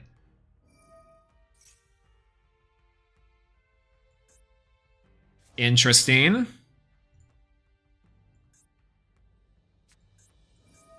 Okay. He's going for a rank 4 something. I actually figured that Zexal Construction would have been better. But that's fine. As long as we don't get OTK'd here, I actually think we're in a pretty solid position. Somewhat. We go Blaze Man, we summon Polymerization, and we go. Yeah, I'm trying to climb the ranks with Chaos Max deck so far, made it to Plat 2. That's actually pretty solid. Chaos Max is a very, it's not a non-strategy, so to speak. I mean, a literal table 500 duel, that's what I'm saying. Oh, wait, we just die.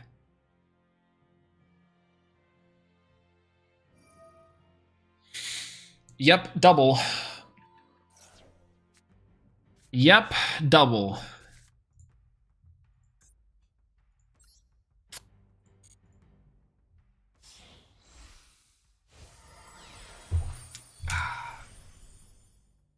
Yep, double. Utopia Ray with Swords of Revealing Light. Incredible. Incredible.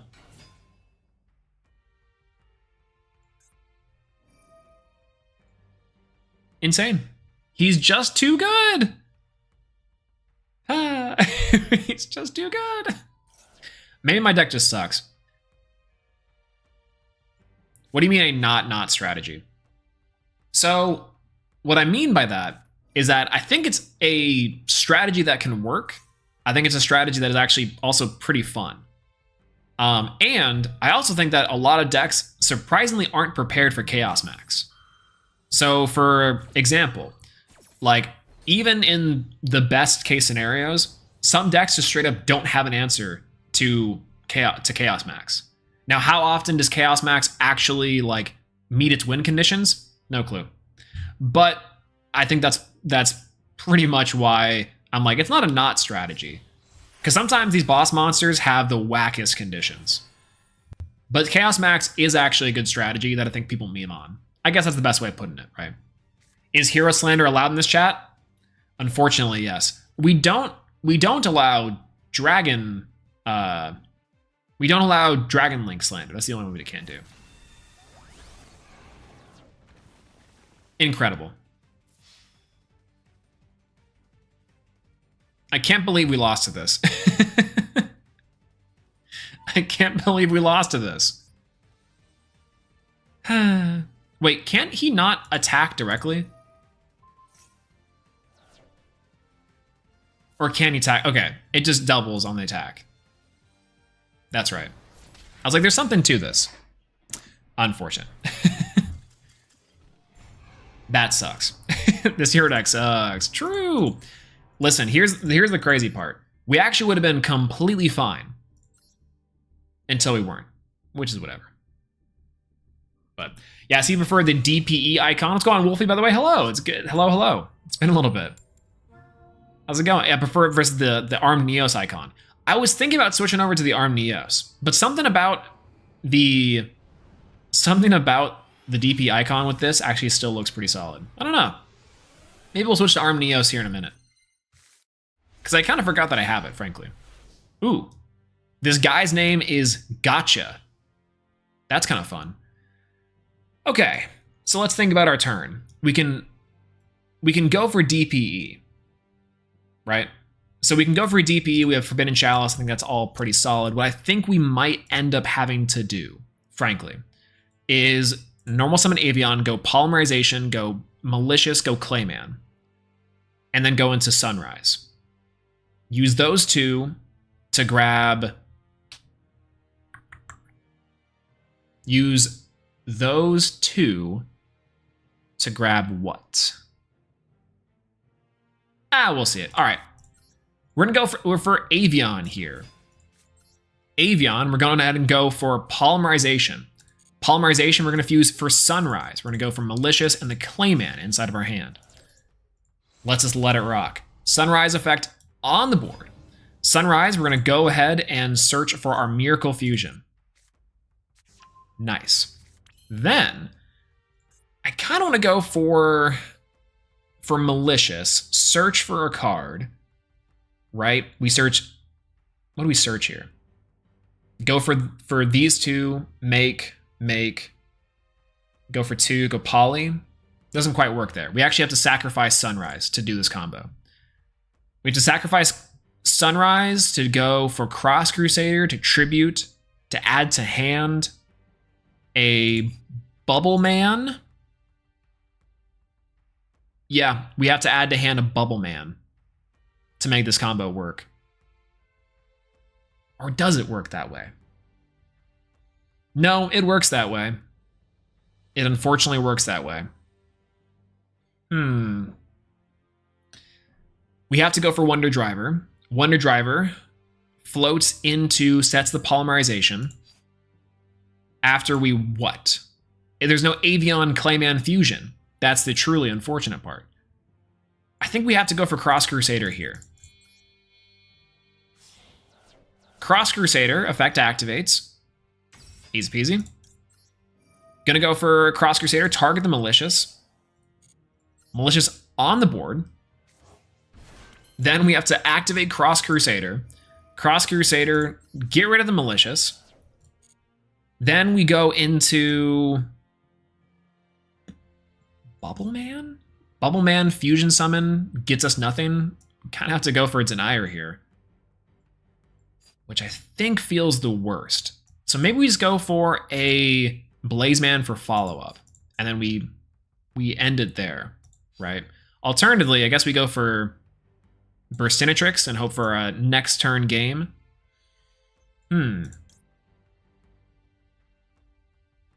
No, I think we actually go for Bubble Man, try to go for 2, make 3, and go nuts. Sure, why not?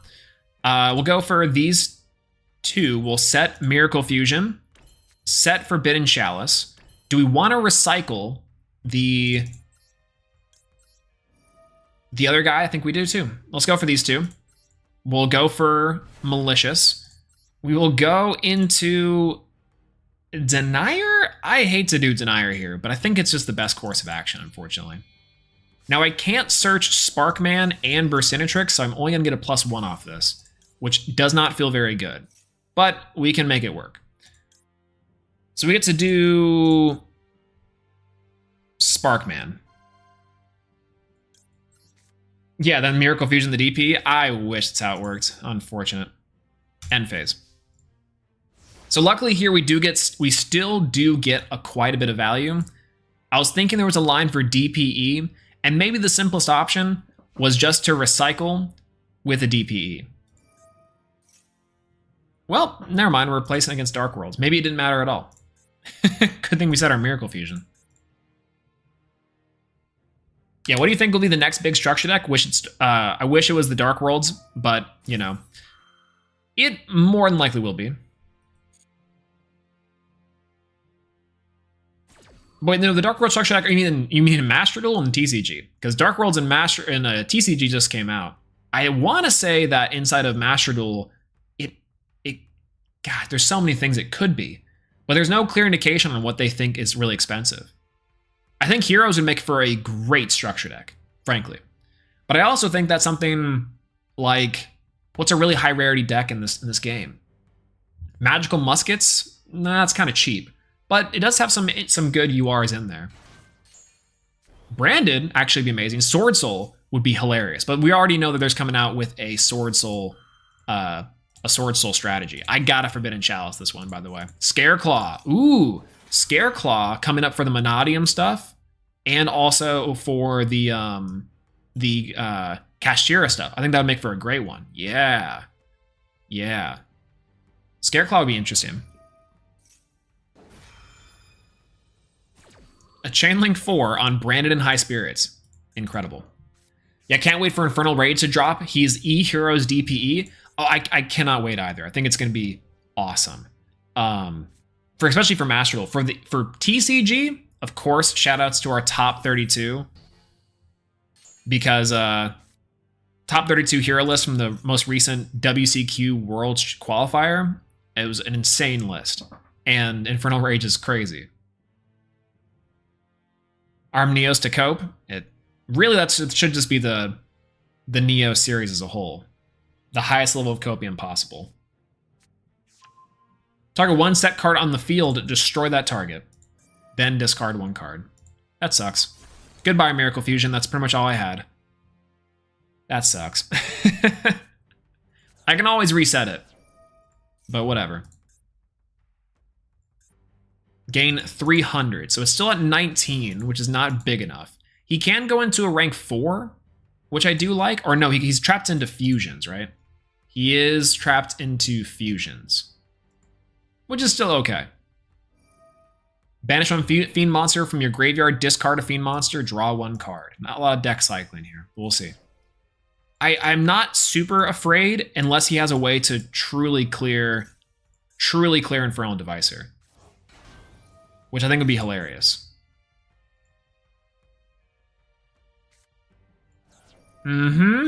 Great. Awesome. Even more so afraid. Don't love it. Oh, there it is. There is the Mirror Jade. Okay, never mind. Oh, and he also drew Rain, which is incredible. Not necessarily the worst thing. At 1 level 5 or higher Dark World monster, we lose here. We just lose here. We just lose here. I can't believe it. DP would have gone crazy here, but that's fine. All right, we won one game when the guy literally bricked, and we had, I'll give it two close games. What's your favorite from Karibo, Curry Babylon, and the Curry Bandit Count? My favorite Karibo form, if I had to say, okay, I would love to say it's Winged Karibo, because obviously that just tracks. That it's Winged Karibo. But Winged Karibo level 9 specifically, not level 10. Ling Karibo. Winged Karibo level 9 is such a weird card to me. It makes absolutely no sense, and it's only really good against one card. Other than that, it absolutely blows, which is hilarious. Is Dark World a meta deck? I haven't checked out the new cards. The new cards make it really powerful. Danger Dark World is a pretty good strategy overall. Also, we're facing off against a Runic Stun, it looks like. So that's nice. That's really nice. Okay.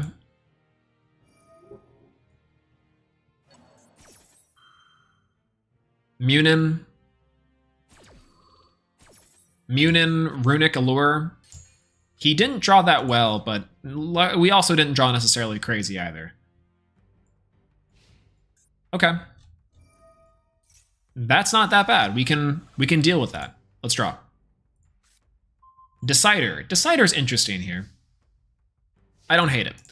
Let's go for Lunalight Black Sheep. We'll add a Polymerization from our deck to our hand. Ash Blossom. Great. Actually amazing. Incredible. Okay, that's completely fine. That's a non-once per turn, isn't it? That's a non-once per turn. That actually doesn't hurt too bad. We'll go Crosskeeper here. Crosskeeper will special summon out Avian from our deck to our hand. Then I want to say we're going to go for Destiny Hero Decider and activate the effect of Destiny Hero Decider on the board. Then, funny enough, we probably could go for Wonder Driver here, but actually, Cross Crusader would be interesting. What do we get to search off Cross Crusader? Just Bubble Man, right? So we'll go Cross Crusader, target, get back, Bubble Man, go Bubble Man, set 2, go Bubble Man. Then what? Set 2, go Bubble Man, get a third for a search of 2.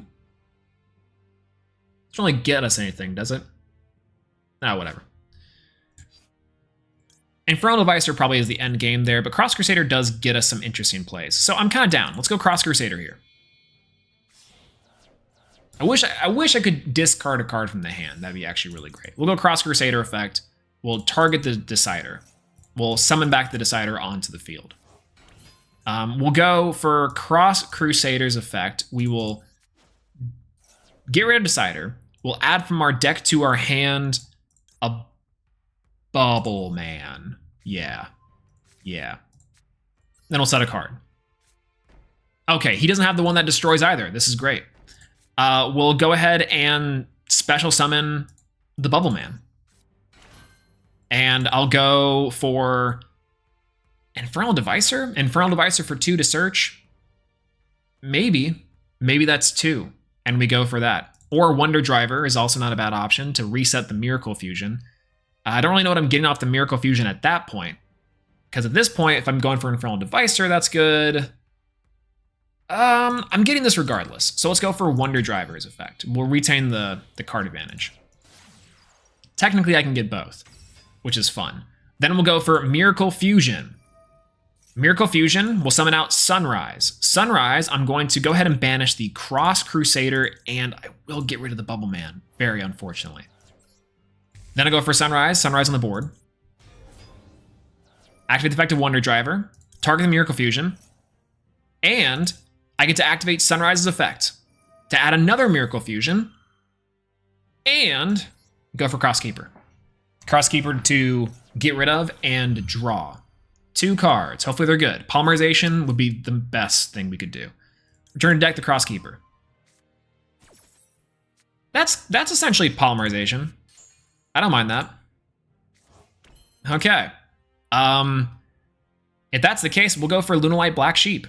We'll add a Polymerization from our deck to our hand.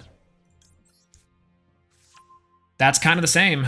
Gosh, okay. So we're going to go for a Monster Reborn. We'll go for Monster Reborn here. We'll target the Elemental Hero Avian in our graveyard. Elemental Hero Avion on the board. Boosting up everything, but not going to stay here for too long because we will be getting Elemental Hero Avion and Wonder Driver out of here for Cross Crusader.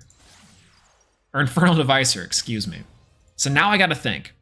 I can't search Bubble Man. We'll see what I can reveal. I can reveal Sparkman, Avion. I can get Burstinatrix, Clayman. That seems to be the best one I can do. Let's go for Rampart Blaster. Rampart Blaster, I'll search Clayman. After Clayman, I'm going to search Burstinatrix.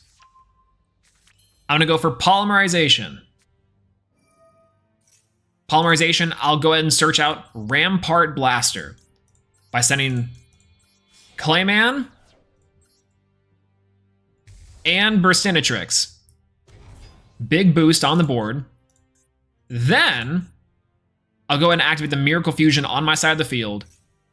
We'll summon out the one, the only, the OG Elemental Hero, Flame Wingman. And now we dance. Okay. Okay. So after all that, and after a lot of copium, we're in there. Battle phase. We're just gonna swing in with 25 to the Munin. Kill on the board. Go for Sunrise. Go for Rampart Blaster. Activate the effect of Sunrise. We're gonna pop the Runic Fountain, because we don't need to deal with that. And then finally, for 29 exact, and that's game.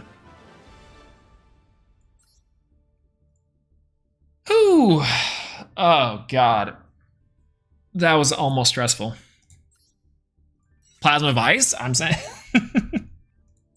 We could have done Plasma Vice. Plasma Vice actually wouldn't have been too bad to search, what? Blade Edge and Sparkman? It would have been too bad for a 2 of.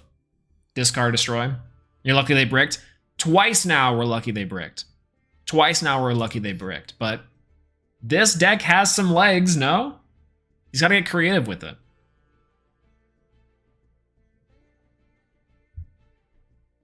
Got to get creative with it. If you told me Special Bubble Man from the hand after set 2 was going to work, I'd have told you you're a liar. But now it might be true. All skill, baby. True, true. Thank you, Wolfie. Wolfie's correct. All skill, no luck. 0 luck based. Okay, well, our hand sucks. But luckily their hand sucks too. So we'll send out the Lunalight Black Sheep. We'll add Polymerization from our deck to our hand. We'll add Poly. We'll Droll? Okay.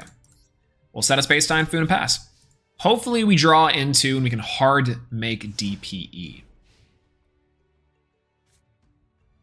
But yeah. I just realized 3 of the protagonists have become evil at one point. Yuya, Jaden, and Yugi.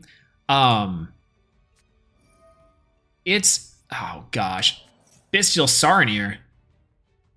We're about to get our teeth rocked. This rough. Yeah, replace it with Grand Merge. I think we can easily upgrade this by just ever so slightly. We can do it. Oh, interesting. Well, that kind of sucks that we have to deal with this because our Ash Blossom's not going to do a whole lot. Now, unless they have specifically Sprite Smashers in the background, this is going to be fine. Raigeki is somewhat good here, though. But he might just little guy beat us down, which I think is going to be the problem. We have to hold this Ash. Yeah, Sprite Starter's there. I guess it makes sense he's going for Bestial Sarnier now versus when he's locked in later. Now, if it was me, I would probably go for a Link 2 Sarnier Nimble Angler. Yeah, sure. And then go into Gigantic Sprite from here, probably. I'm voting if you don't use E-Call this game, replace it with Grand Merge. Yeah, I think that's probably safe. E-Call is really good, but yeah, I think you're right. Replacing with Grand Merge might be better, just because we do go into Miracle Fusion and have oftentimes can reset Miracle Fusion much more often. So I'm definitely with you.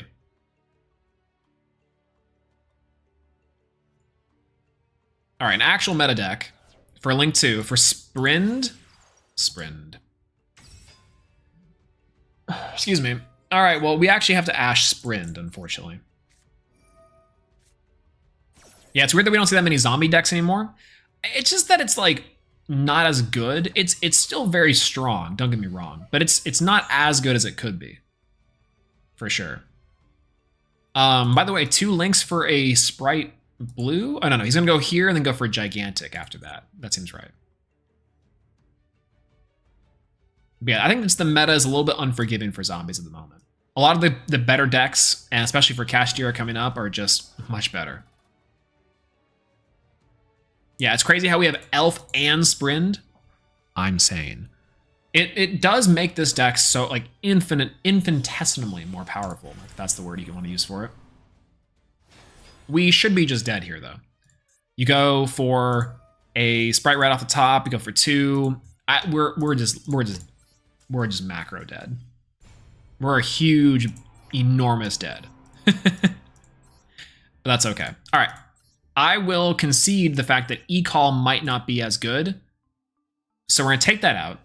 We're going to add in, oh God, maybe an extra Forbidden Chalice, just for some extra defenses going first. Taking out maybe Steam Healer. Steam Healer is pretty good though.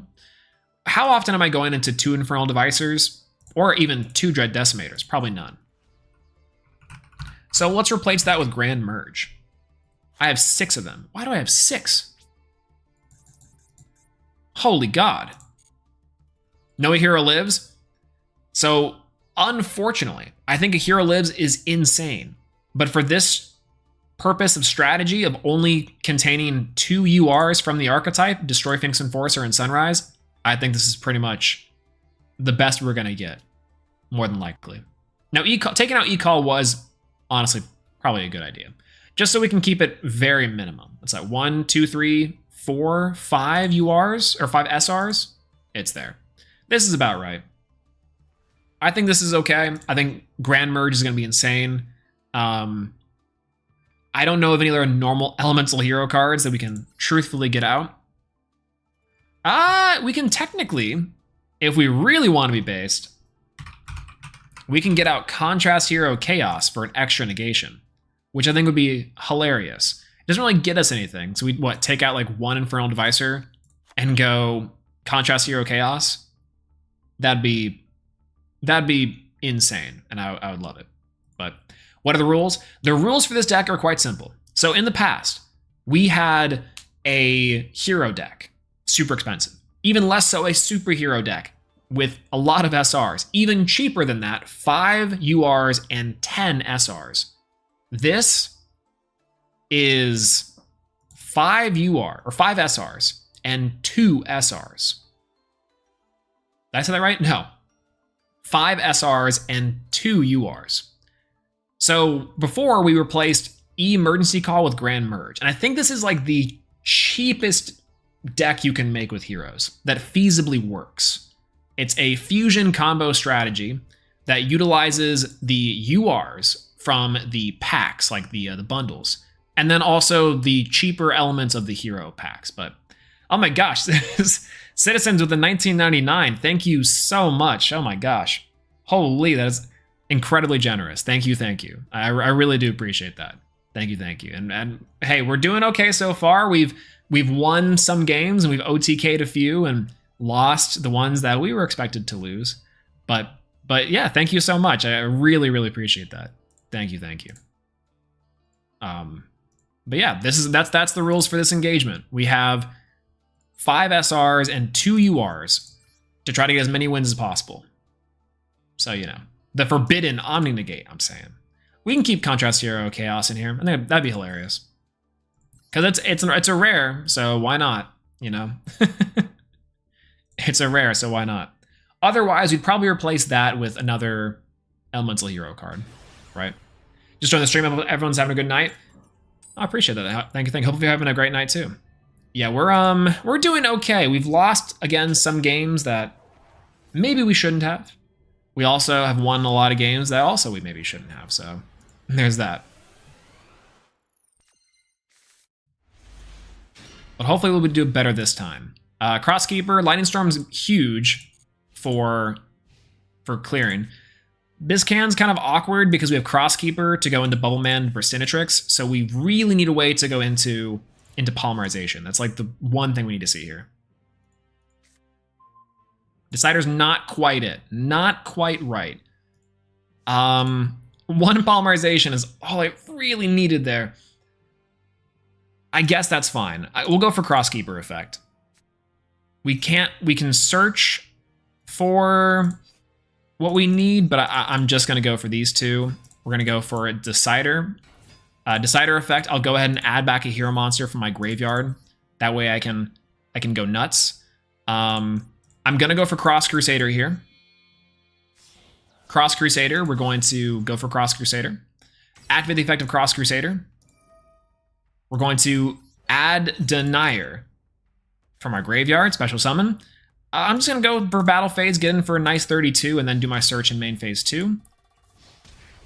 Which is hilarious. We're gonna go for Cross Crusader effect here. Kill the Denier. And I think I have to go for a Blaze Man, of all things. And then we're gonna retain some value off of the Decider end phase. We'll add a hero card. I'm gonna add Burstinatrix. No, we're gonna add Decider. That way we can hard make DPE next turn. So we're there. How about the evil hero cards? Most are, I think. So the evil hero cards, I think, would be a good inclusion, but predominantly just with Malicious Bane and a Dusted Gold. They'd be crazy good. Crazy, crazy good. Is he playing Dark Magician specifically? Oh. Looks like he is playing Dark Magician. Luckily, this Lightning Storm will come in mega handy. And I'm not sure if he can kill, and that's okay. But we'll see. Not even unevenly punished? That's what I'm saying. Oh, I have Tamias. Oh, no!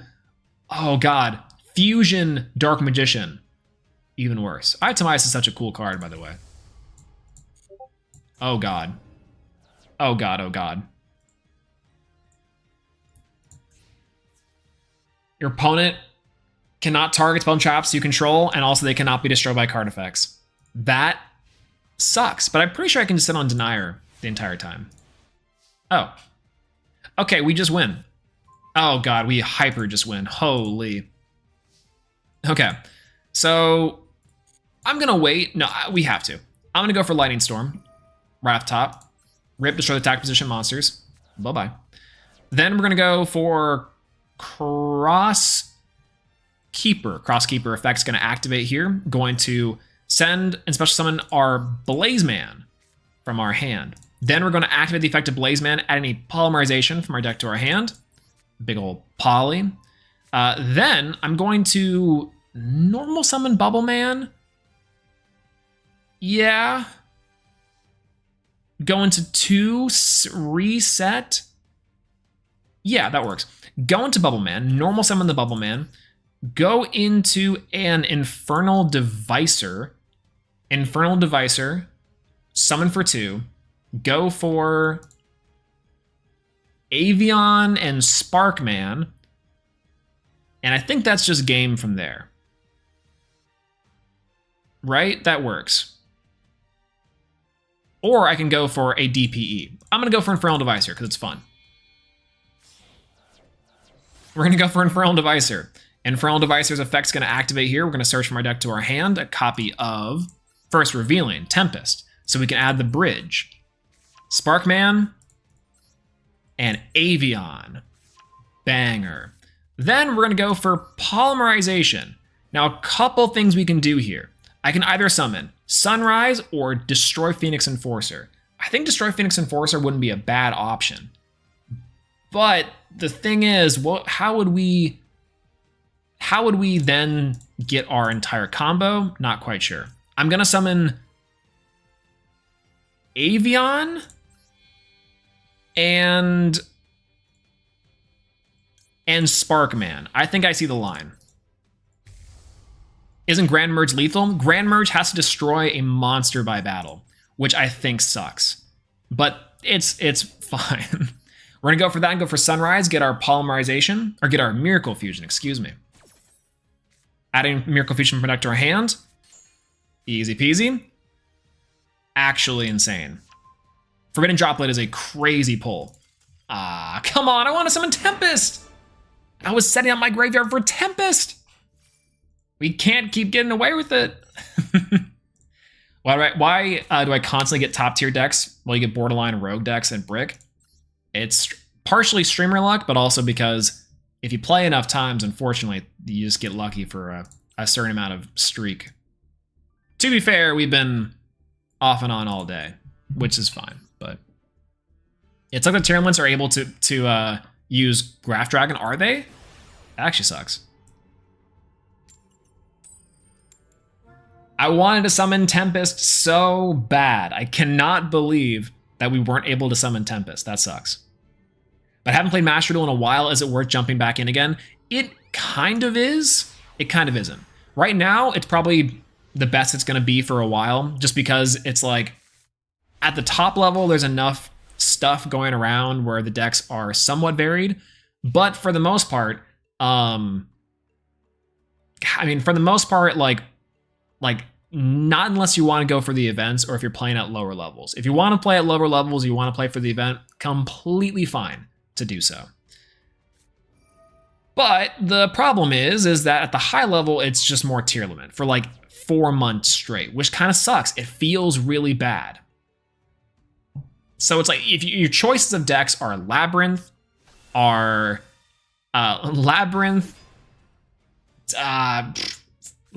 Exo Sister, Tearlament, and Sprite. That's about your 4 decks that you could do. Branded, also Branded's not bad. You could play Branded if you want to. They did get some new stuff. So there's like 5 decks, but if you don't want to play those decks, then that sucks. It feels bad. Chaos Max. Uh-oh. That feels bad. Uh-oh. Uh-oh. Gohan playing dragons? This is looking dire. Oh god. I can't target this card and I have to beat over it with 4,000 attack points. I don't know if I'm going to be able to do that. I mean, I kind of can. I think I could do something. Oh god. The problem is too is that this Blue Eyes Jet Dragon in the top is going to be real rough. Is he playing 3 Blue Eyes Dragons? Oh. Okay. Never mind. Does Chalice target? Chalice does target. I think I can actually use Chalice to my advantage here, but that, you know, kind of sucks, right? Add 1 Polymerization from my deck to my hand. Let's do it. Okay, so let's think about this real quick.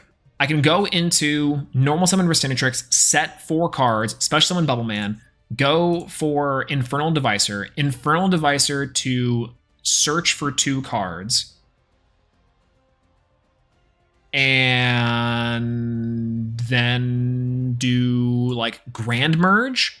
Grand Merge would probably be the best option to search for Clayman, Sparkman. Oh, I have no Thunder Giant target. Oh god. Oh no! I didn't put Thunder Giant in. That's gonna be rough. I guess I can do AV on the other one, get the boost off of the Miracle Fusion. That doesn't sound too bad. And then pray that I can use Tempest to go into like Shining Flare Wingman or Contrast Hero Chaos, which I think would be even more hilarious. So I guess that's what we have to do. Let's rock. All right, we're gonna go for Mystical Space Typhoon. Go for that. I don't want to activate Forbidden Chalice. I would love to in my turn, but that sucks. I'm gonna set this card. I'm gonna normal summon Burstinatrix. classic OG extender. I heckin' love blue eyes, I'm saying. I'm gonna go for Infernal Devicer. Infernal Devicer on board. Activate the effect of Infernal Devicer. We'll reveal a card. It's gonna be very important what we reveal. I could do...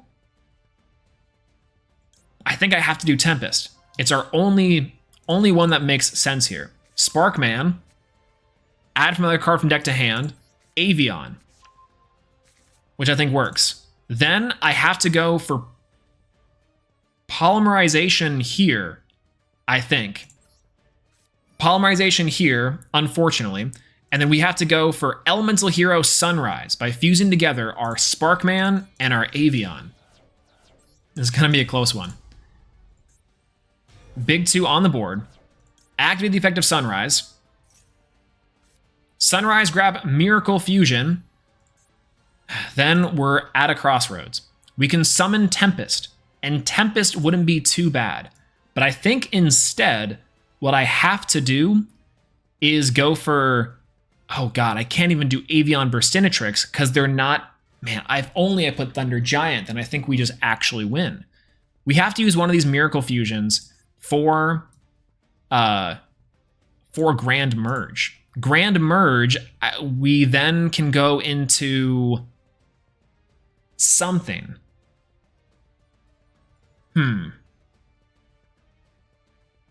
Grand Merge. Will we have enough attack to beat over Spirit of White? Maybe? Maybe we do? I don't know. Because this card boosts. But we'll see. What's the clause for Grand Merge? It has to destroy it and go to the graveyard. That's our only conditions. Again, if only we had Clayman. Clayman would have been sick. Because here's the thing. Clayman would have gotten us everything. We could use 2 vanillas. We actually go into and boost even higher. We could boost this by going into Dread Decimator and then go nuts. But I guess we'll just have to use the Miracle Fusion in our hand and summon out Elemental Hero Grand Merge by banishing Sparkman and Burstinatrix. And Grand Merge in. We're at 25. That might have to do it, unfortunately. I don't think we can. Dread Decimator 100. So currently, this guy's original stats is 300 times the level. So 300 times 7, that's 21. 21, what, it'd be 22, 23, 24, 25? It's always 25. Oh my god, there's no way. There's no way it's always 25. That's ridiculous. There's no shot it's only always 25. We'll try it. Well, because this is the only way we win anyways.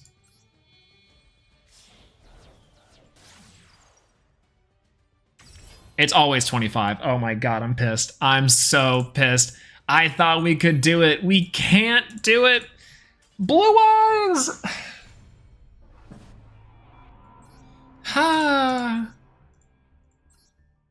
If we had Sparkman, we could do it. Or if we had Thunder Giant, we could do a double fusion. In fact, I'm so chill with getting rid of one of these guys, I don't even know what it would be. Maybe Contrast Hero Chaos. It's hilarious, but when are we summoning it? All right, calling an audible. Thunder Giant. It's the reason why we lost.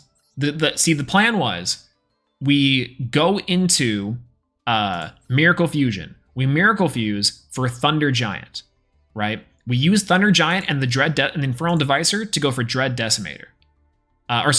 We go into Flame Wingman. Flame Wingman, we have to sacrifice our boy Flame Wingman to go into Dread Decimator. Then we go Dread Decimator into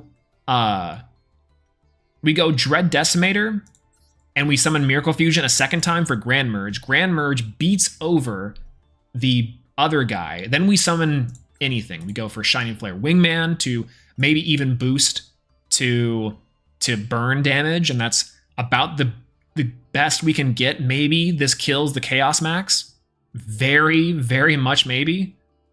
Not quite sure. But that was about what we could do. But do you need 2 Wonder Driver? I think 2 Wonder Driver is good. Probably not. You might be able to get away with 1, but in like a grind game, maybe it's negated. Maybe that's what I'm thinking. But probably not. I could probably add back, just for the memes, the Contrast Hero Chaos. And this should cover all of our bridges plus some. And then, of course, we have Shining Flare Wingman for the GOAT. So, what's going on, Humber Actions? Hello. I thought we were done with heroes. How much more of a Mad Lad you're going to be? We are in prime Mad Lad position at the moment. I can feel this deck's potential.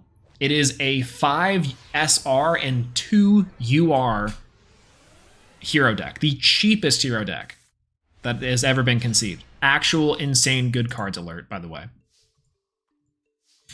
All right, we'll go for Blaze Man. We already have Poly, so we're not going to activate the effect on summon. In fact, we're going to activate the second effect. Blaze Man, descend the graveyard, send Shadow Mist. Shadow Mist effect activates here. We're going to search from our deck to our hand, probably a Bubble Man? Bubble Man seems hilarious, so we're going to do Bubble Man. Then we, we then go for,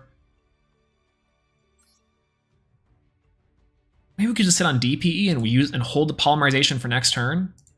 Maybe? Nah, whatever. Maybe. We'll go polymerization now.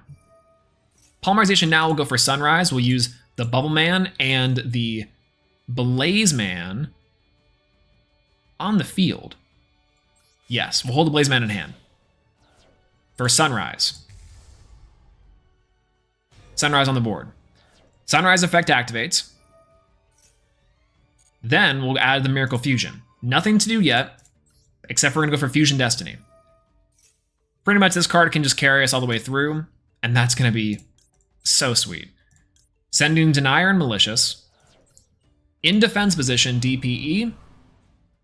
And look, it's like we're playing a normal hero deck. All right, end phase.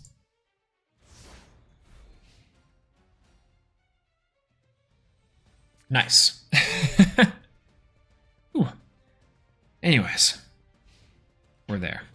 Then on their turn, killed another dragon, but then died max. Yeah, the Chaos Max would have been super rough. But the... destroy all top position monsters or point controls. That feels bad. But it could have been better. E-Call! Let's go! Let's see if my budget hero deck can beat his lame hero deck. But he does have a Royal E-Call. That does make this a lot better. Holy. Luckily, though, I think we still get a lot of value off of this. I think we wait. I think we wait for this until he has something that he can show us. So Ferris. Okay, so if he has a Ferris, which may have been a good thing to Ash, actually, but that's okay. We can actually straight up wholesale stop we can wholesale stop the Vion here. Save your DP for Vion. I think we can. Alternatively, I think what we could do is he could increase, tribute the Ferris. He's already normal summoned, which sucks. I think I can actually DPE. I can actually just DPE the increase. There's no harm here. Unless he has like a Miracle Fusion. Or not Miracle Fusion. I mean, Miracle Fusion sucks, but that's fine. Negates and activates. Perfect. Then he can Mally here. He's probably going to Mally. And we can Ash the Mally. Oh, God. We have to Ash the Fusion Destiny. Oh, God. We have to Ash the Fusion Destiny. We pray that he did not hard draw polymerization. We did it! Let's go. We did it. Okay, let's check his deck. We'll check his deck versus our deck. Look at how many URs. 1, 2, 3, 4, 5, 6, 7, 8, 9, 10, 11, 12, 13, 14, 15, 16, 17, 18, 19, 20, 21. 21 URs. For what? Incredible. What's he doing with Neos? I have no clue. This deck is not the ideal hero deck, but insane. Let's go. Budget hero list forever. Let's go. I win so many matches by stopping increase. Increase is the way. If you're going to stop any hero card with Ash Blossom or even an Imperm, increase is not bad. Especially if they've wasted their normal summon. If they haven't wasted their normal summon, you want to save your Imperm for the Vion. Because Vion, they gain so much value off the polymerization. It's insane.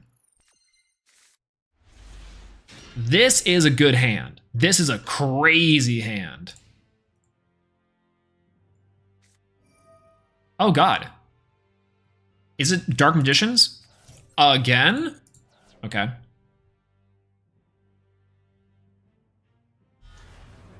Actual anime deathmatch.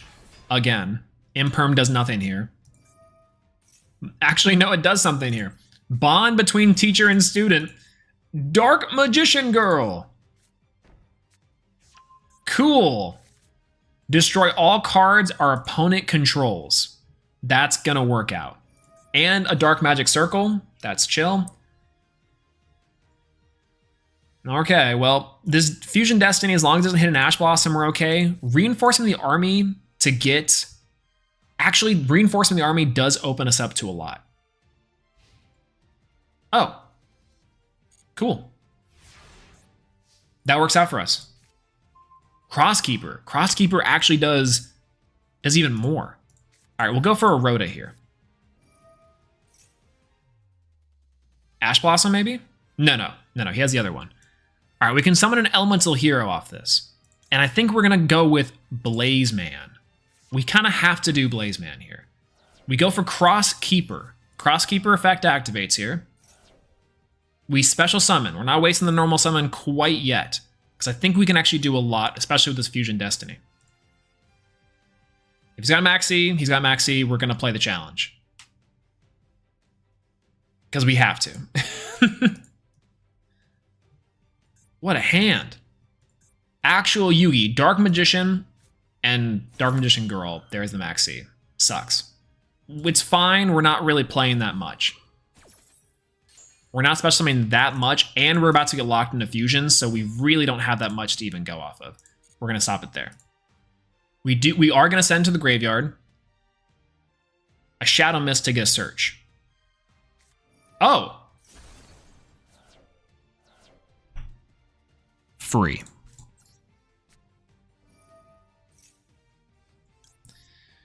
Free.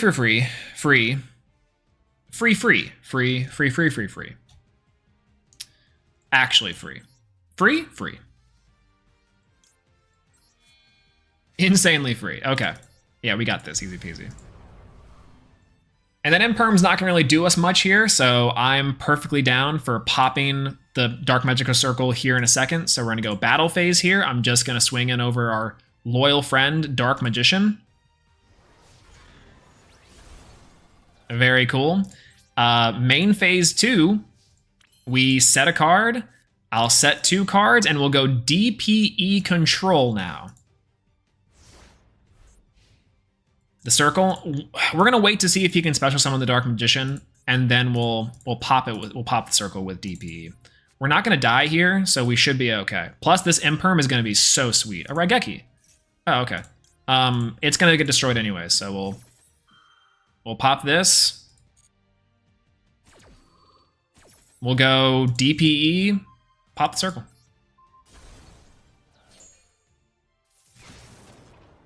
Big clutch. Pop DPE.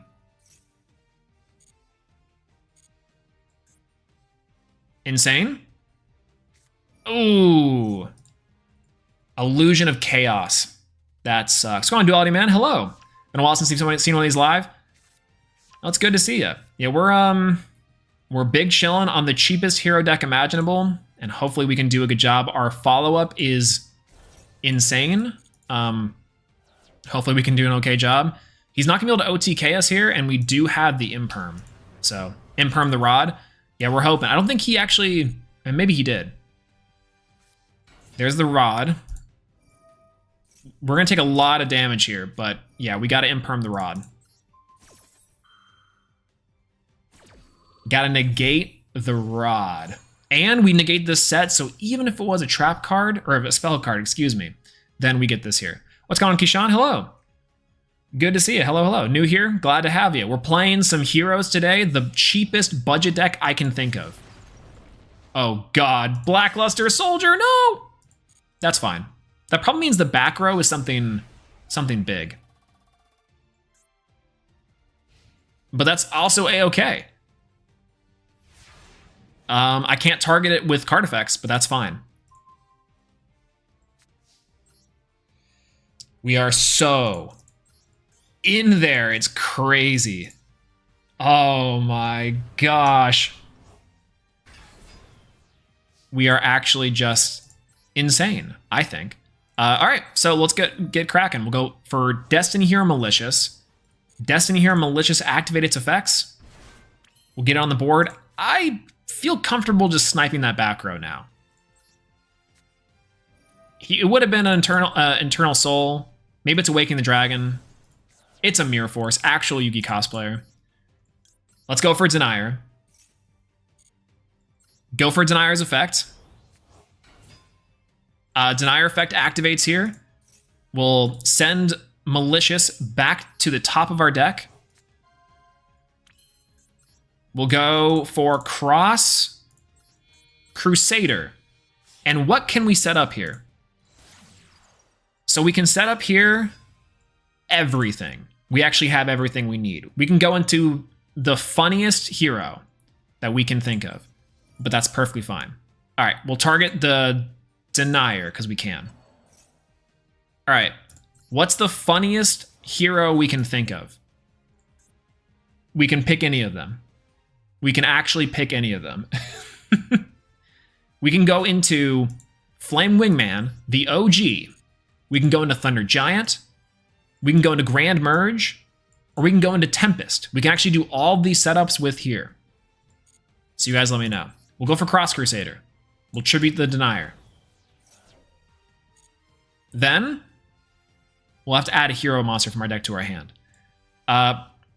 Tempest? All right, we can go for Tempest. It's been a while since we've done Tempest, so let's go for Tempest. We'll add Sparkman from our deck to our hand here. Poly set, by the way. This is how we're going to get to Tempest.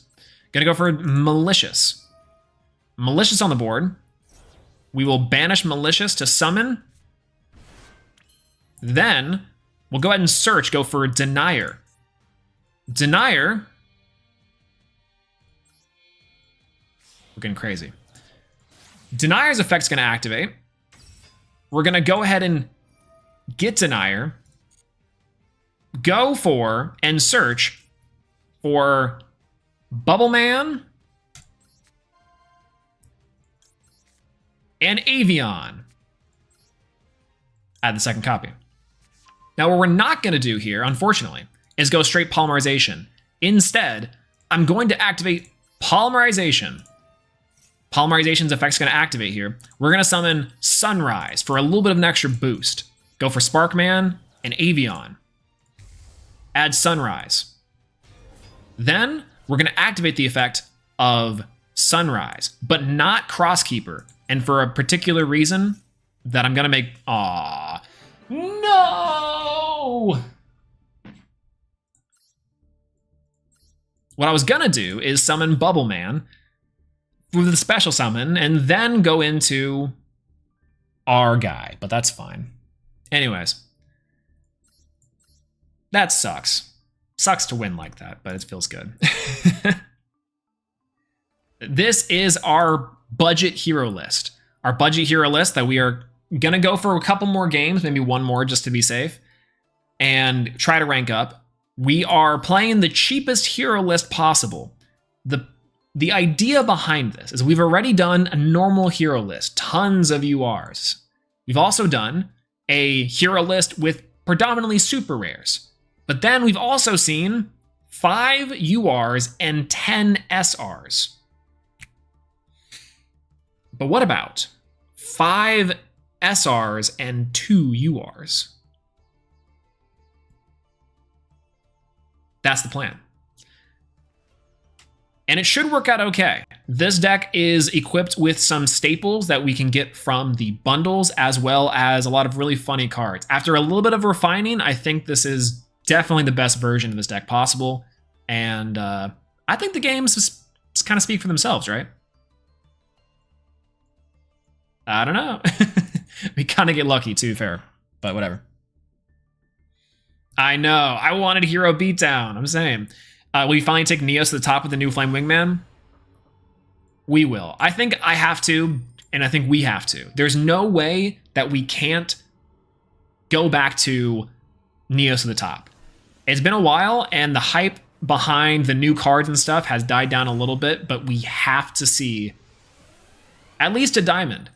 Because Diamond, as far as I'm concerned, was the original goal, right? So, by the way, this hand's cracked.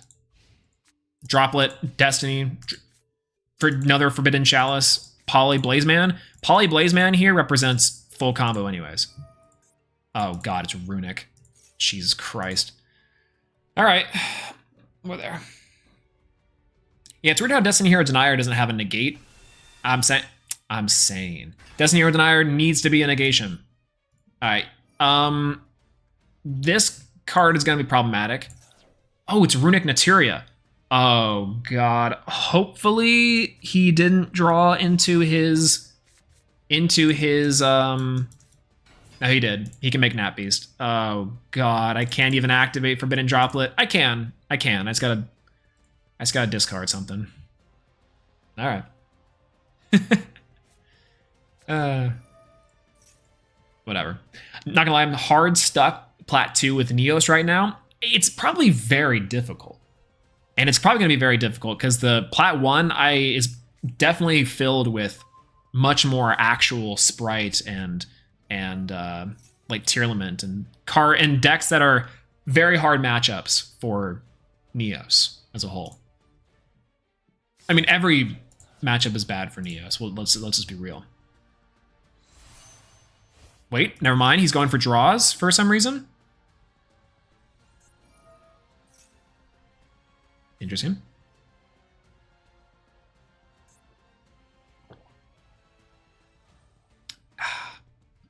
Interesting. Interesting thing he's doing. Oh, okay. All right. He's going for, luckily, no Nat Beast. Nat Beast would have been the play. Nat Beast would have been really, really hard to get around. But now, with no Nat Beast, I think our options are pretty clear. This draw 2 is going to hurt, and I can be okay with that. If I draw an MST, I think it's over at that point. He also didn't go for Hugin, which I thought was strange. Not Hugin. Well, Hugin, but also for... what's the other one that targets to negate? That one. Looking for Floodgates? It could be Floodgates. Could be Floodgates. Synchro Runic, that's interesting. Yeah, it's mainly just this Naturia Runic. Naturia Runic is awesome. Naturia Runic is awesome. Yeah. Nat Beast auto wins against your deck. It halfway does. Forbidden Droplet into getting rid of Blazeman does do it, frankly, but it's going to be... We have to draw another monster if he ends up going for a Nat Beast here. He's probably just going to go for a Baron, though. For a 4 and a Stardust Charge Warrior, going for a Baron negate. Oh, an 8? For Berserker of the Tenyi. Okay, well, we still we still might win. We still actually might win. Runic cards in hand more than likely, and he's freeing up his extra monster zone, which I think is going to be a problem. So, okay, it's Judgment. Maybe not even a Runic card to be found in the hand. That could be something.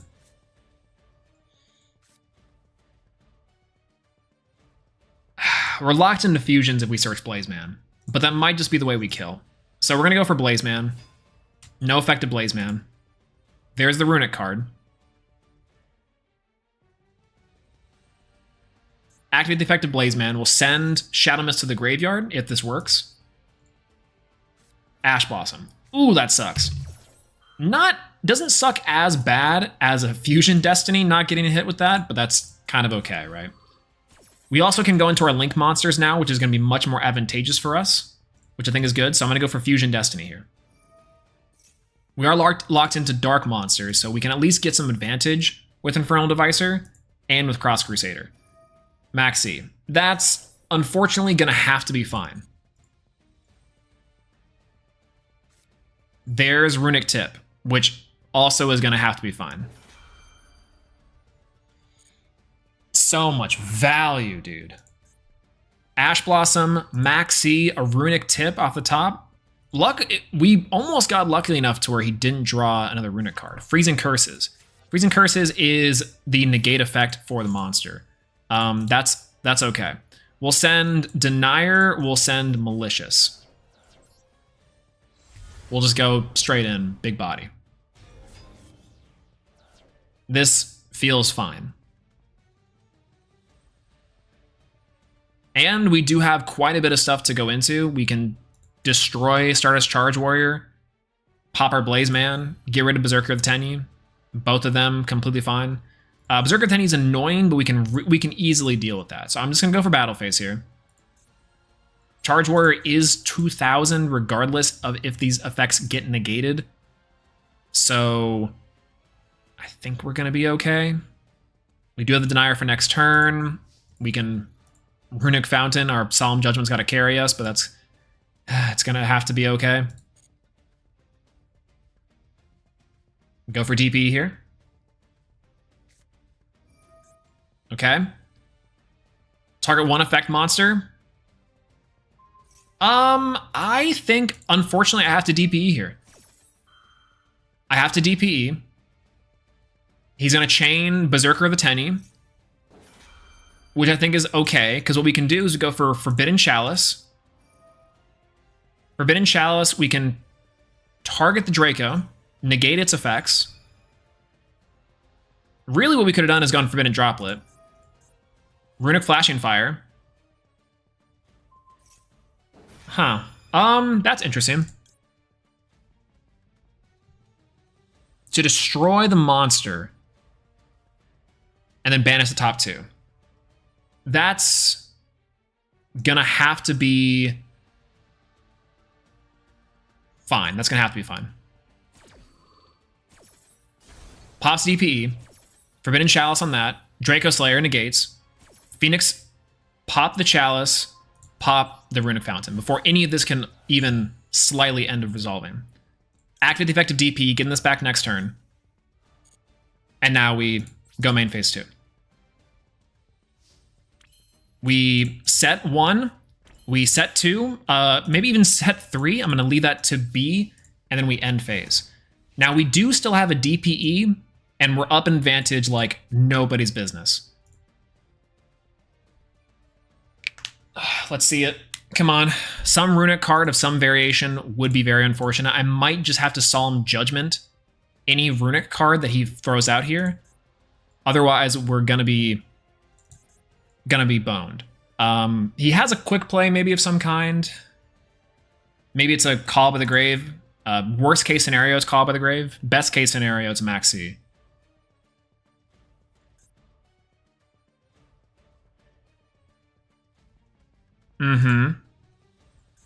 Runic Fountain.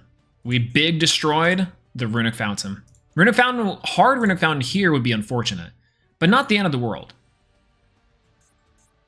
Forbidden Droplet also should be able to negate any Berserker stuff, Solemn Judgment, our Poly, Blazeman, we have Malicious and Denier. So even if he banishes the Destroy Phoenix Enforcer, we can bring it back with Denier and hard make it again. We're kind of in a solid position. Again, the actual range of this deck is quite good. Draw phase still. He's thinking. Standby phase.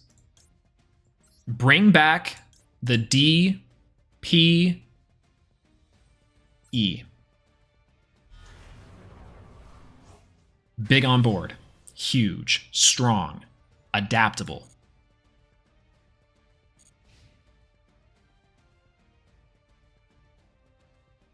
End of main. Be my guest. You have no battle phase, sir, because it is, of course, the end of the game. All right, Blazeman on the board. We actually can end it right here, I firmly believe. All right, so let's go ahead. Let's start. Activate the effect of Blazeman. Blazeman, Berserker of the Tenny, anyone? Ooh, Maxi. That sucks, actually. That actually does suck. That one actually does suck. That one does suck. But can we still kill him with this? I think so. We'll send to the graveyard the Shadow Mist. Activate the effect of Shadow Mist. We will add from our deck to our hand. Really could add anything. I'm gonna go for the Sparkman for absolute BM. We'll see. The D in DP stands for dude. You look huge. True. My guy. Oh, yo. What's up, brother? It helps to bring you in today. Dude, you look huge. Well, we didn't really back ourselves into a corner here, but what we did end up doing is making this slightly harder for us to get around. Because I can Draco Berserker. He's on a Draco Berserker or anything. I do have my Forbidden Droplet to pretty much end everything. What I probably want to do here is go Polymerization. Polymerization, fuse Sparkman, Blazeman for my guy. He's in a Berserker Draco. You know what? No, I'm just going to normal Sparkman. Then I'm just going to go Battle Phase. We'll go Battle Phase. We'll clear the entire board. We're playing this one smart, so that way we can win.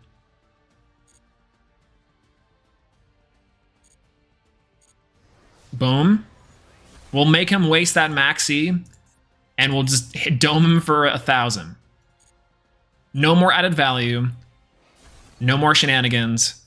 We just get to win with our budget hero deck, playing as smart as possible. End phase. Back on top. Card advantage out the wazoo. We have a Solemn Judgment and a Forbidden Droplet set. DPE on the board. Sparkman, Blazeman, double Blazeman, and a Poly. Toggle is on. Runic Fountain particularly. Let me see. No thank you.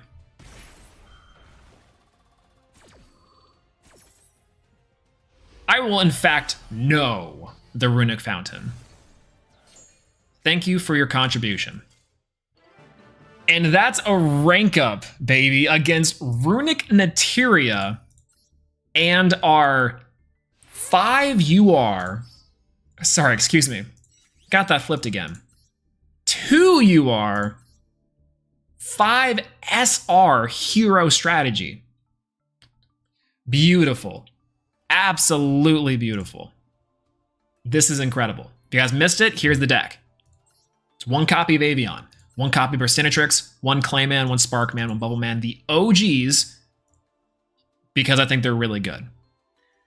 This is really funny because I think Infernal Devicer is unironically, God, I've loved this card for years. This card is insane in a deck like this because you just get value. You just get value from being able to bridge your cards. And from a good welcome addition from chat too, we got Grand Merge. We swapped out an E-Call for Grand Merge because we do get a lot more value out of Grand Merge going into any of our Elemental Hero fusions on attack than we would for whatever other fusions that we have. 2 copies of Lunalight Black Sheet to search our polymerizations. If you open a hand that's, let's say, Blaze Man and Lunalight Black Sheet or Blaze Man Polymerization, those are usually really good hands because you can use Blaze Man as like a pseudo Vion. It's not as good, as we all know, but it's there.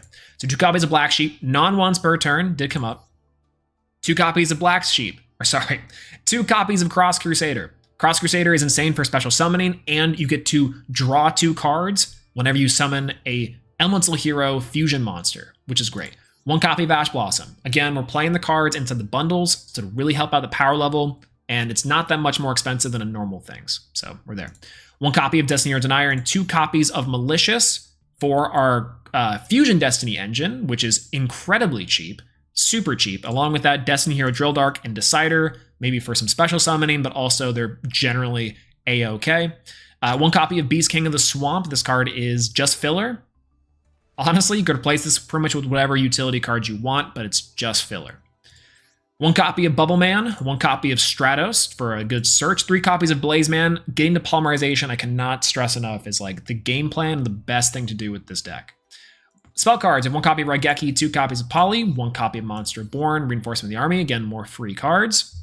2 copies of Miracle Fusion, 2 copies of Fusion Destiny, 1 Lightning Storm, 1 favorite hero. Kind of sad we never got to see this because we could break out a Summon Breaker, which is mainly just a floodgate for your opponent. You're not going to be summoning a whole lot with this deck, and if you do, I mean, what are they going to do against Summon Breaker? I mean, maybe they could destroy it, but yeah, we'll see. I'm sad we didn't get to activate favorite hero for some OTKs, but, you know, whatever. 2 copies of Mystical Space Typhoon, some free spell and trap removal. Then we have 3 copies of Forbidden Chalice, actually came in pretty clutch. 1 copy of Forbidden Droplet, 1 Imperm, 1 Solemn Judgment.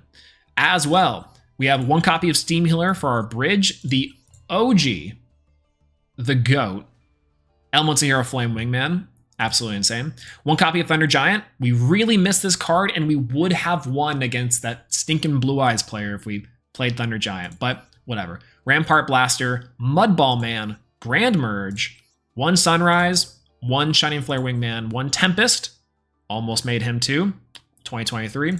1 copy Destroy Phoenix Enforcer, carries. This card can just carry. It's just so powerful, so good. 1 copy of Chaos, 1 copy Wonder Driver, 1 Cross Crusader, 1 Infernal Devicer, and 1 Dread Decimator.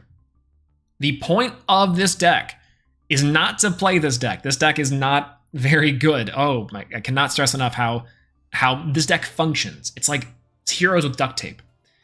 What you really should do is take this deck and take any of the other budget builds and build upon them. Heroes are notoriously extremely expensive, but this is probably as close as possible to making it as cheap as possible while also fulfilling the needs of a fusion combo deck. Again, DPE is powerful enough on its own, but adding Sunrise, which I think Sunrise gives heroes a lot more flexibility and is just super strong, especially combined with something like Grand Merge or even the OG Elemental Heroes. I think can have a lot of stuff you can do with this. So take this as a template. This is the cheapest hero deck. I'm sure we cannot go any cheaper. I'm saying that now. In a couple months, you know, we'll see. But this is definitively, for now, the cheapest hero deck I can think of. The absolute cheapest hero deck I can think of. So, oh my god. Oof. Yeah, no Stratos. Really, we could swap any of these cards and just keep on bumping up this deck. If I was to do like a hero Nuzlocke type of style or like a start from scratch, a sealed only type with heroes, it would be this and then building up to a normal hero deck. That's probably what we would do. Totally free to play hero run, I think would be insane. Oh god, yeah, a lot of Runic this live stream. I don't understand. I don't get it. I don't know how we ran into like 2. We actually beat every Runic player. Isn't that crazy? We beat both the Runics that we played. What was our win rate? We played a lot of games, but a 3-game win streak, or 4 games. It ranked us up. I guess because you can't rank down, right? Maybe you can. At least that's right. Basically, 5 URs and SRs. That's about. You should be able to do that. But 5 URs would be good. That'd be like the best. We'll see. Yeah, we saw every single spell outside the field spell and the equip spell, which sucks. Yeah, imagine how good this budget B with Solid Soldier was a rare. God, that solved the universe, if society, if Solid Soldier was a rare, actually just solves world hunger. It's crazy. What's going on, Matthew? Hello. Whoever in Konami thought that a runic archetype was a good idea needs to get Solemn Judgmented. Dude, I go back and forth on the deck being like actually kind of fun and really interesting, but also being just so unforgivably like punishing towards new players and also decks that aren't well equipped, which sucks. We'll see. DP was only allowed to thrive because he didn't go up against anyone like Bestials. That's true. That's true. We did dodge Bestials. We got one Bestial, but we lost against them anyway. So, you know, what are we going to do? But let's see. What's today? The 24th? So we played out of the 1, 2, 3, 4. What's it? 1, 2, 3, 4, 5. 6, 7, 8, 9, 10 games we played. We won 1, 2, 3, 4, 5, 6 of them. 6 out of 10, a 60% win rate for this hero strategy. I think that's pretty solid. I think that's pretty okay. Nice, not bad. Not bad at all. I think that's hilarious. And there's no way that all works right. I'm saying. I got to go to the bathroom. I got to pee real quick. I'll be right back. We're going to put you on this replay for everyone. And then... and I'll be back. BRB. Keys.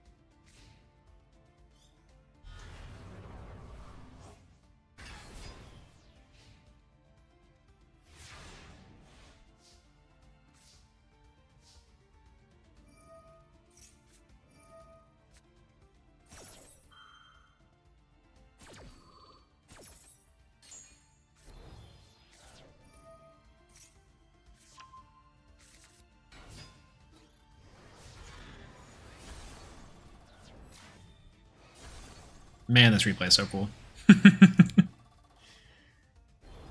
Back for the end phase. Instant replay of what just happened. Runic Fountain. Solemn Judgment. Incredible. Amazing.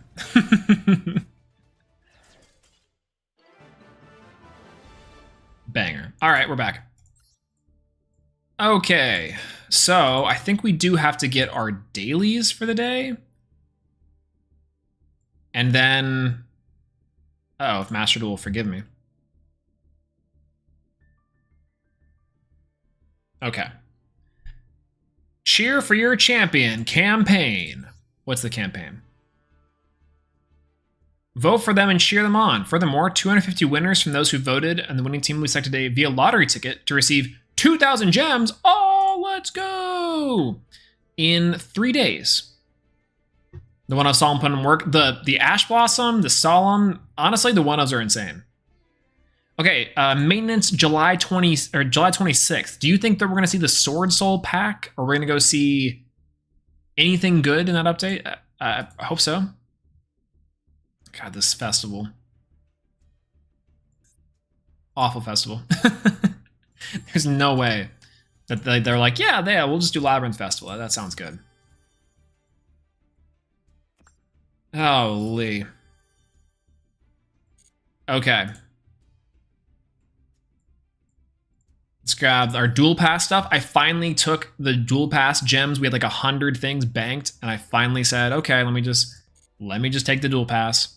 Funny enough, what's interesting about like the gems at the moment, I wish I could click gems to get a better view of them. It's that like I literally was down to like less than 1,000 gems, and now we're almost back to 3,000. This game is very generous with its coins. It's quite awesome. But yeah. Okay, so we only have a little bit of time left before I have to go clean. That's the really terrible part. I have to go clean because I've been putting it off for months. Collect all the mission rewards? I have to, right? 200 gems lying on the table. That's 2 packs. Unfortunately, we got to come back and we got to play Valkyries. Thank God we're going first. If we weren't going first, I would be sad.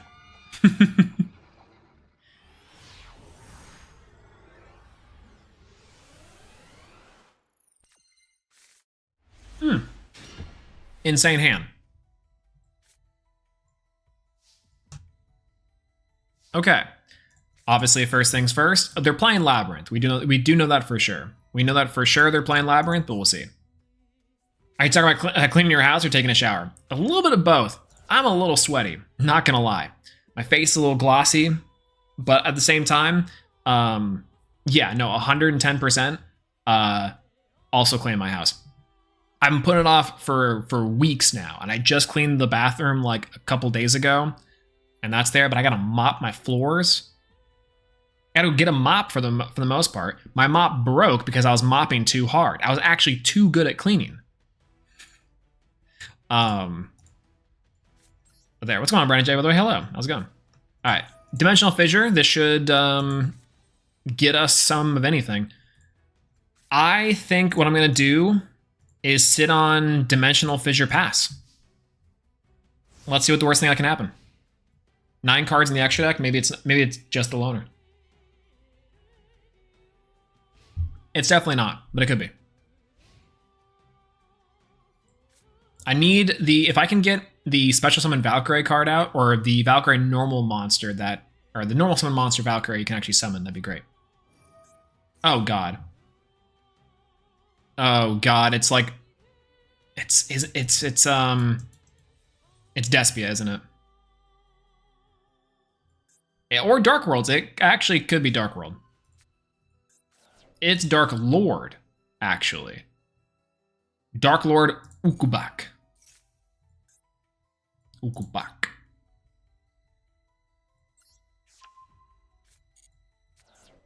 Dark Lord Amdusk. Still Dimensional Fission the Goat. We should be fine. Mischief of the Chime Goddess isn't crazy, but should allow us to use our Valkyries much more evenly. I hate we drew all the small ones, though. I just need the one that allows me to special summon any of them. Let's see, we have 6 cards in our deck that can win us the game here. 6 cards specifically. And out of 35, what's the odds there? 1 in 5-ish? A little under 1 in 5? Okay. Nice D-shifter. I hate the fact that we're having to do this. I disliked and did not want to actually go through and get this done. Russ playing Lab. He was playing Dark Lords, apparently. Which is fine, completely fine. But we have to... This hand is actually insane. Oh, wow, this hand's actually insane. Interesting. So we actually already have Urd's Verdict, and I think I'm going to activate that now. Get this in the books. This guy's playing Lab, though. This guy's playing Lab for sure. I will activate the effect of this. We'll add a Valkyrie card. He can't negate it with something like an Imperm, which is good. But he can do Lab shenanigans. Excuse me. Which I don't like, because then my Shadow Imprisoning Mirror is much less effective. So that's fine. But he can't destroy by card effects, and he can't target these cards, which is okay. All right, welcome Labyrinth. This should be okay. I think what I'm going to do is I'm going to grab Erda? No, Erda doesn't sound like it would work. Let's go with Zwite. I think I'm going to actually go for Shasta. I've never seen this deck. Is it fun to play? It's interesting. I wouldn't necessarily call it fun to play, but all it does is it revolves around getting your smaller Valkyries to get you cards, and then a specific card called Ride of the Valkyrie. Ride of the Valkyrie, what it allows you to do is summon out any number of Valkyries from your hand, and they all get stuff based off their effects, which I think is really cool. Alternatively, though, against Labyrinth, you're essentially beating your head against the wall 9 times out of 10. Because it's a game like this that I can probably just straight up lose. Just straight lose because, I don't know, what? Like, we're going to get popped for our days. He's also got a ton of damage on the board. Never mind. Negate. Okay. But Valkyries are cool. They hopefully we can pull off the combo and we can do things. We can get some stuff down. We should be able to get something in, but I don't really know if that's true. All right, welcome Labyrinth is fine. Yeah, this is negated, which is great. I guess it's just a chain block, maybe. Not sure. He does get to set something, do a ton of damage here. Hello. Mm-hmm. Yeah. Absolute metric load of damage. Mm-hmm. This should help us just a little bit. But we'll see. Now, luckily, honestly, we can't really even kill. We have to be able to boost our cards. Go for 2, bring up 1, have a rank 4. Do I have a rank 4 I can go into? I have a rank 5. And that would have been fun. Draw. That card's actually really good. This card is actually pretty okay. All right. I'd rather get clapped by Mommy Labyrinth than lose to Runic and Tyr. Yeah, I can see where you're coming from with that. I definitely can. But I don't know if I'd say that it's better. It seems like it's more frustrating at the very least. All right, we'll go for Scheist. Summon our monster. We'll go for Funf. Activate the effect of Scheistend. So here's the crazy part. There's not a Valkyrie card that just boosts attacks full sail. And that part is the part that I'm like, I think it's actually kind of unfortunate. So I'm going to summon out Erda, which I think Erda's, decreases their attack, which is okay. I think that's pretty solid. We'll go for Scheist, Bin 2. Okay, it's not terrible. Now I can go for Funft again to send a second copy of the Ride of the Valkyrie from my deck to the grave. I then can get Ride of the Valkyries. Ride of the Valkyries, I can add from my deck to my hand a Mischief of the Time Goddess. Then we'll go Battle Phase. Now, I think I want to destroy this card here. We'll pop it, boost things up. We'll go for 14 here. That sounds pretty good. 18 on the crack, and then we'll go main phase 2. Main phase 2 will go Mischief of the Time Goddess. Skip their turn, come back to me. Then it's my turn again. We get to punch in for 400, boost up, and then I get nothing out of this. And that's the rest of the game. Main phase 2. Main phase 2, I'm gonna be able to get another Ride of the Valkyrie to get my cards. We'll get to activate Scheist to bin 2 more traps. Then we get to go for Funf and Funf. What card did I just... What'd I just do? Return to the hand instead? That sucks. That's what I did. Is he gonna do the Erda? He might... Oh! Oh, the Shadow Imprisoning Mirror. Okay, I guess I'll send Royal Decree. We'll set a card. And I think that's it, right? I probably could go into another copy of Hipposion. Hipposion, probably not bad. Otherwise, I can go into this. Is there anything that activates when a card? Normal monster leaves the field. If a monster leaves the field by normal trap effect, this card. Okay. If another monster leaves the field by normal trap effect. If a normal monster leaves the card by trap effect. So I can go for Cerberus. Cerberus or Unicorn. Unicorn to bounce it back, but I honestly think that I could just go for a Cerberus. And then just go Cerberus bounce out. Cerberus discard my Mischief of the Time Goddess to destroy. Or I can go Hipposion. But either way, it's fine. I'm gonna go for Scheist and Dreist. I hate to do this, but I think it's the correct play. Go for a Cerberus. Cerberus effect activates. We get to banish the other card. Discard the Mischief of the Time Goddess. Destroy the Labyrinth. Pieces out leaves. End phase. Toggle on. We get to activate the effects of our Shadow Imprisoning Mirror whenever he normal summons a monster here in a second. We'll just do it now. He knows we have it. Hopefully this works. First time Cerberus has been being played since Go Key format. Let's actually go.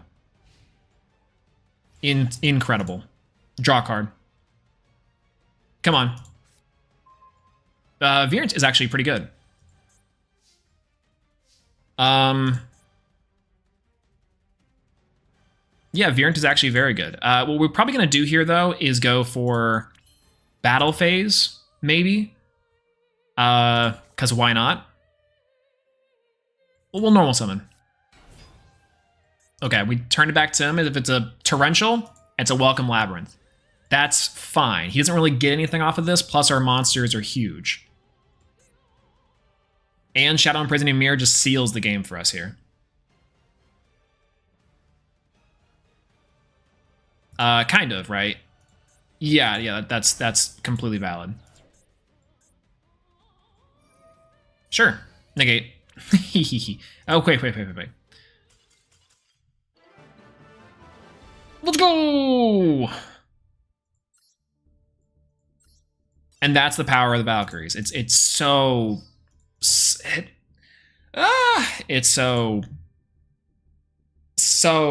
random whether you win or lose. But can be fun.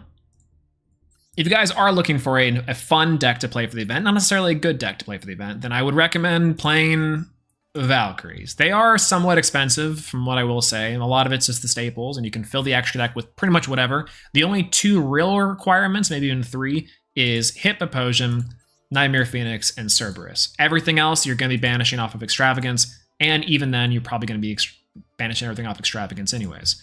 This deck can be expensive. You have a 3 of UR in the right of the Valkyries, and 2 of the Sigrun? Not quite sure. Yeah, Valks are so weak, they're super weak. This is definitely their best card because it decreases the opponent's attack and is a macrocosmos, which is super good. But the problem is it also has a huge target. This is the only way that your monsters are going to be able to get over your opponent's cards. So pairing that with Funft is that it can be okay, right? Especially with something like Dimensional Fissure. But then the problem is that like you are very determinant on like a certain perfect combination of cards. Really fun deck. And I think inside of a normal game, Valkyries are probably super cool. They're not only have fairy cards, but also you can play better staples. You can play like Ash Blossom and Max C, which is obviously going to be a win condition in itself. And you can somewhat tailor this to actual metas. I don't think this deck is actually particularly good in most given formats, but it is a fun deck. But yes, they are incredibly weak. Super intensely weak. But either way. All right. With that being said, a nice little way to end on the night is a swift win, so to speak, of the Valkyries against Labyrinth, the Labyrinth Menace. Thank you everyone for joining us on tonight's stream. We played the most budget version of Heroes, the 5 SR 2 UR version. Got some really good games. This is probably one of the most funs I've had with a budget deck in a very long time. That was awesome. That was incredible. A lot of our games were like no contest, so they, bricked or whatever, but the few games that we had actually good back and forth, and that last game particularly with Naturia Runic, I couldn't even script it better. But thank you guys so much for being here tonight, for joining us on that ride and trip, for going over our goals for the year, for talking about Barbie and Oppenheimer, of course, and for everything else. I really do appreciate everyone coming here and talking with me and being in chat, keeping me sane week by week, coping with us.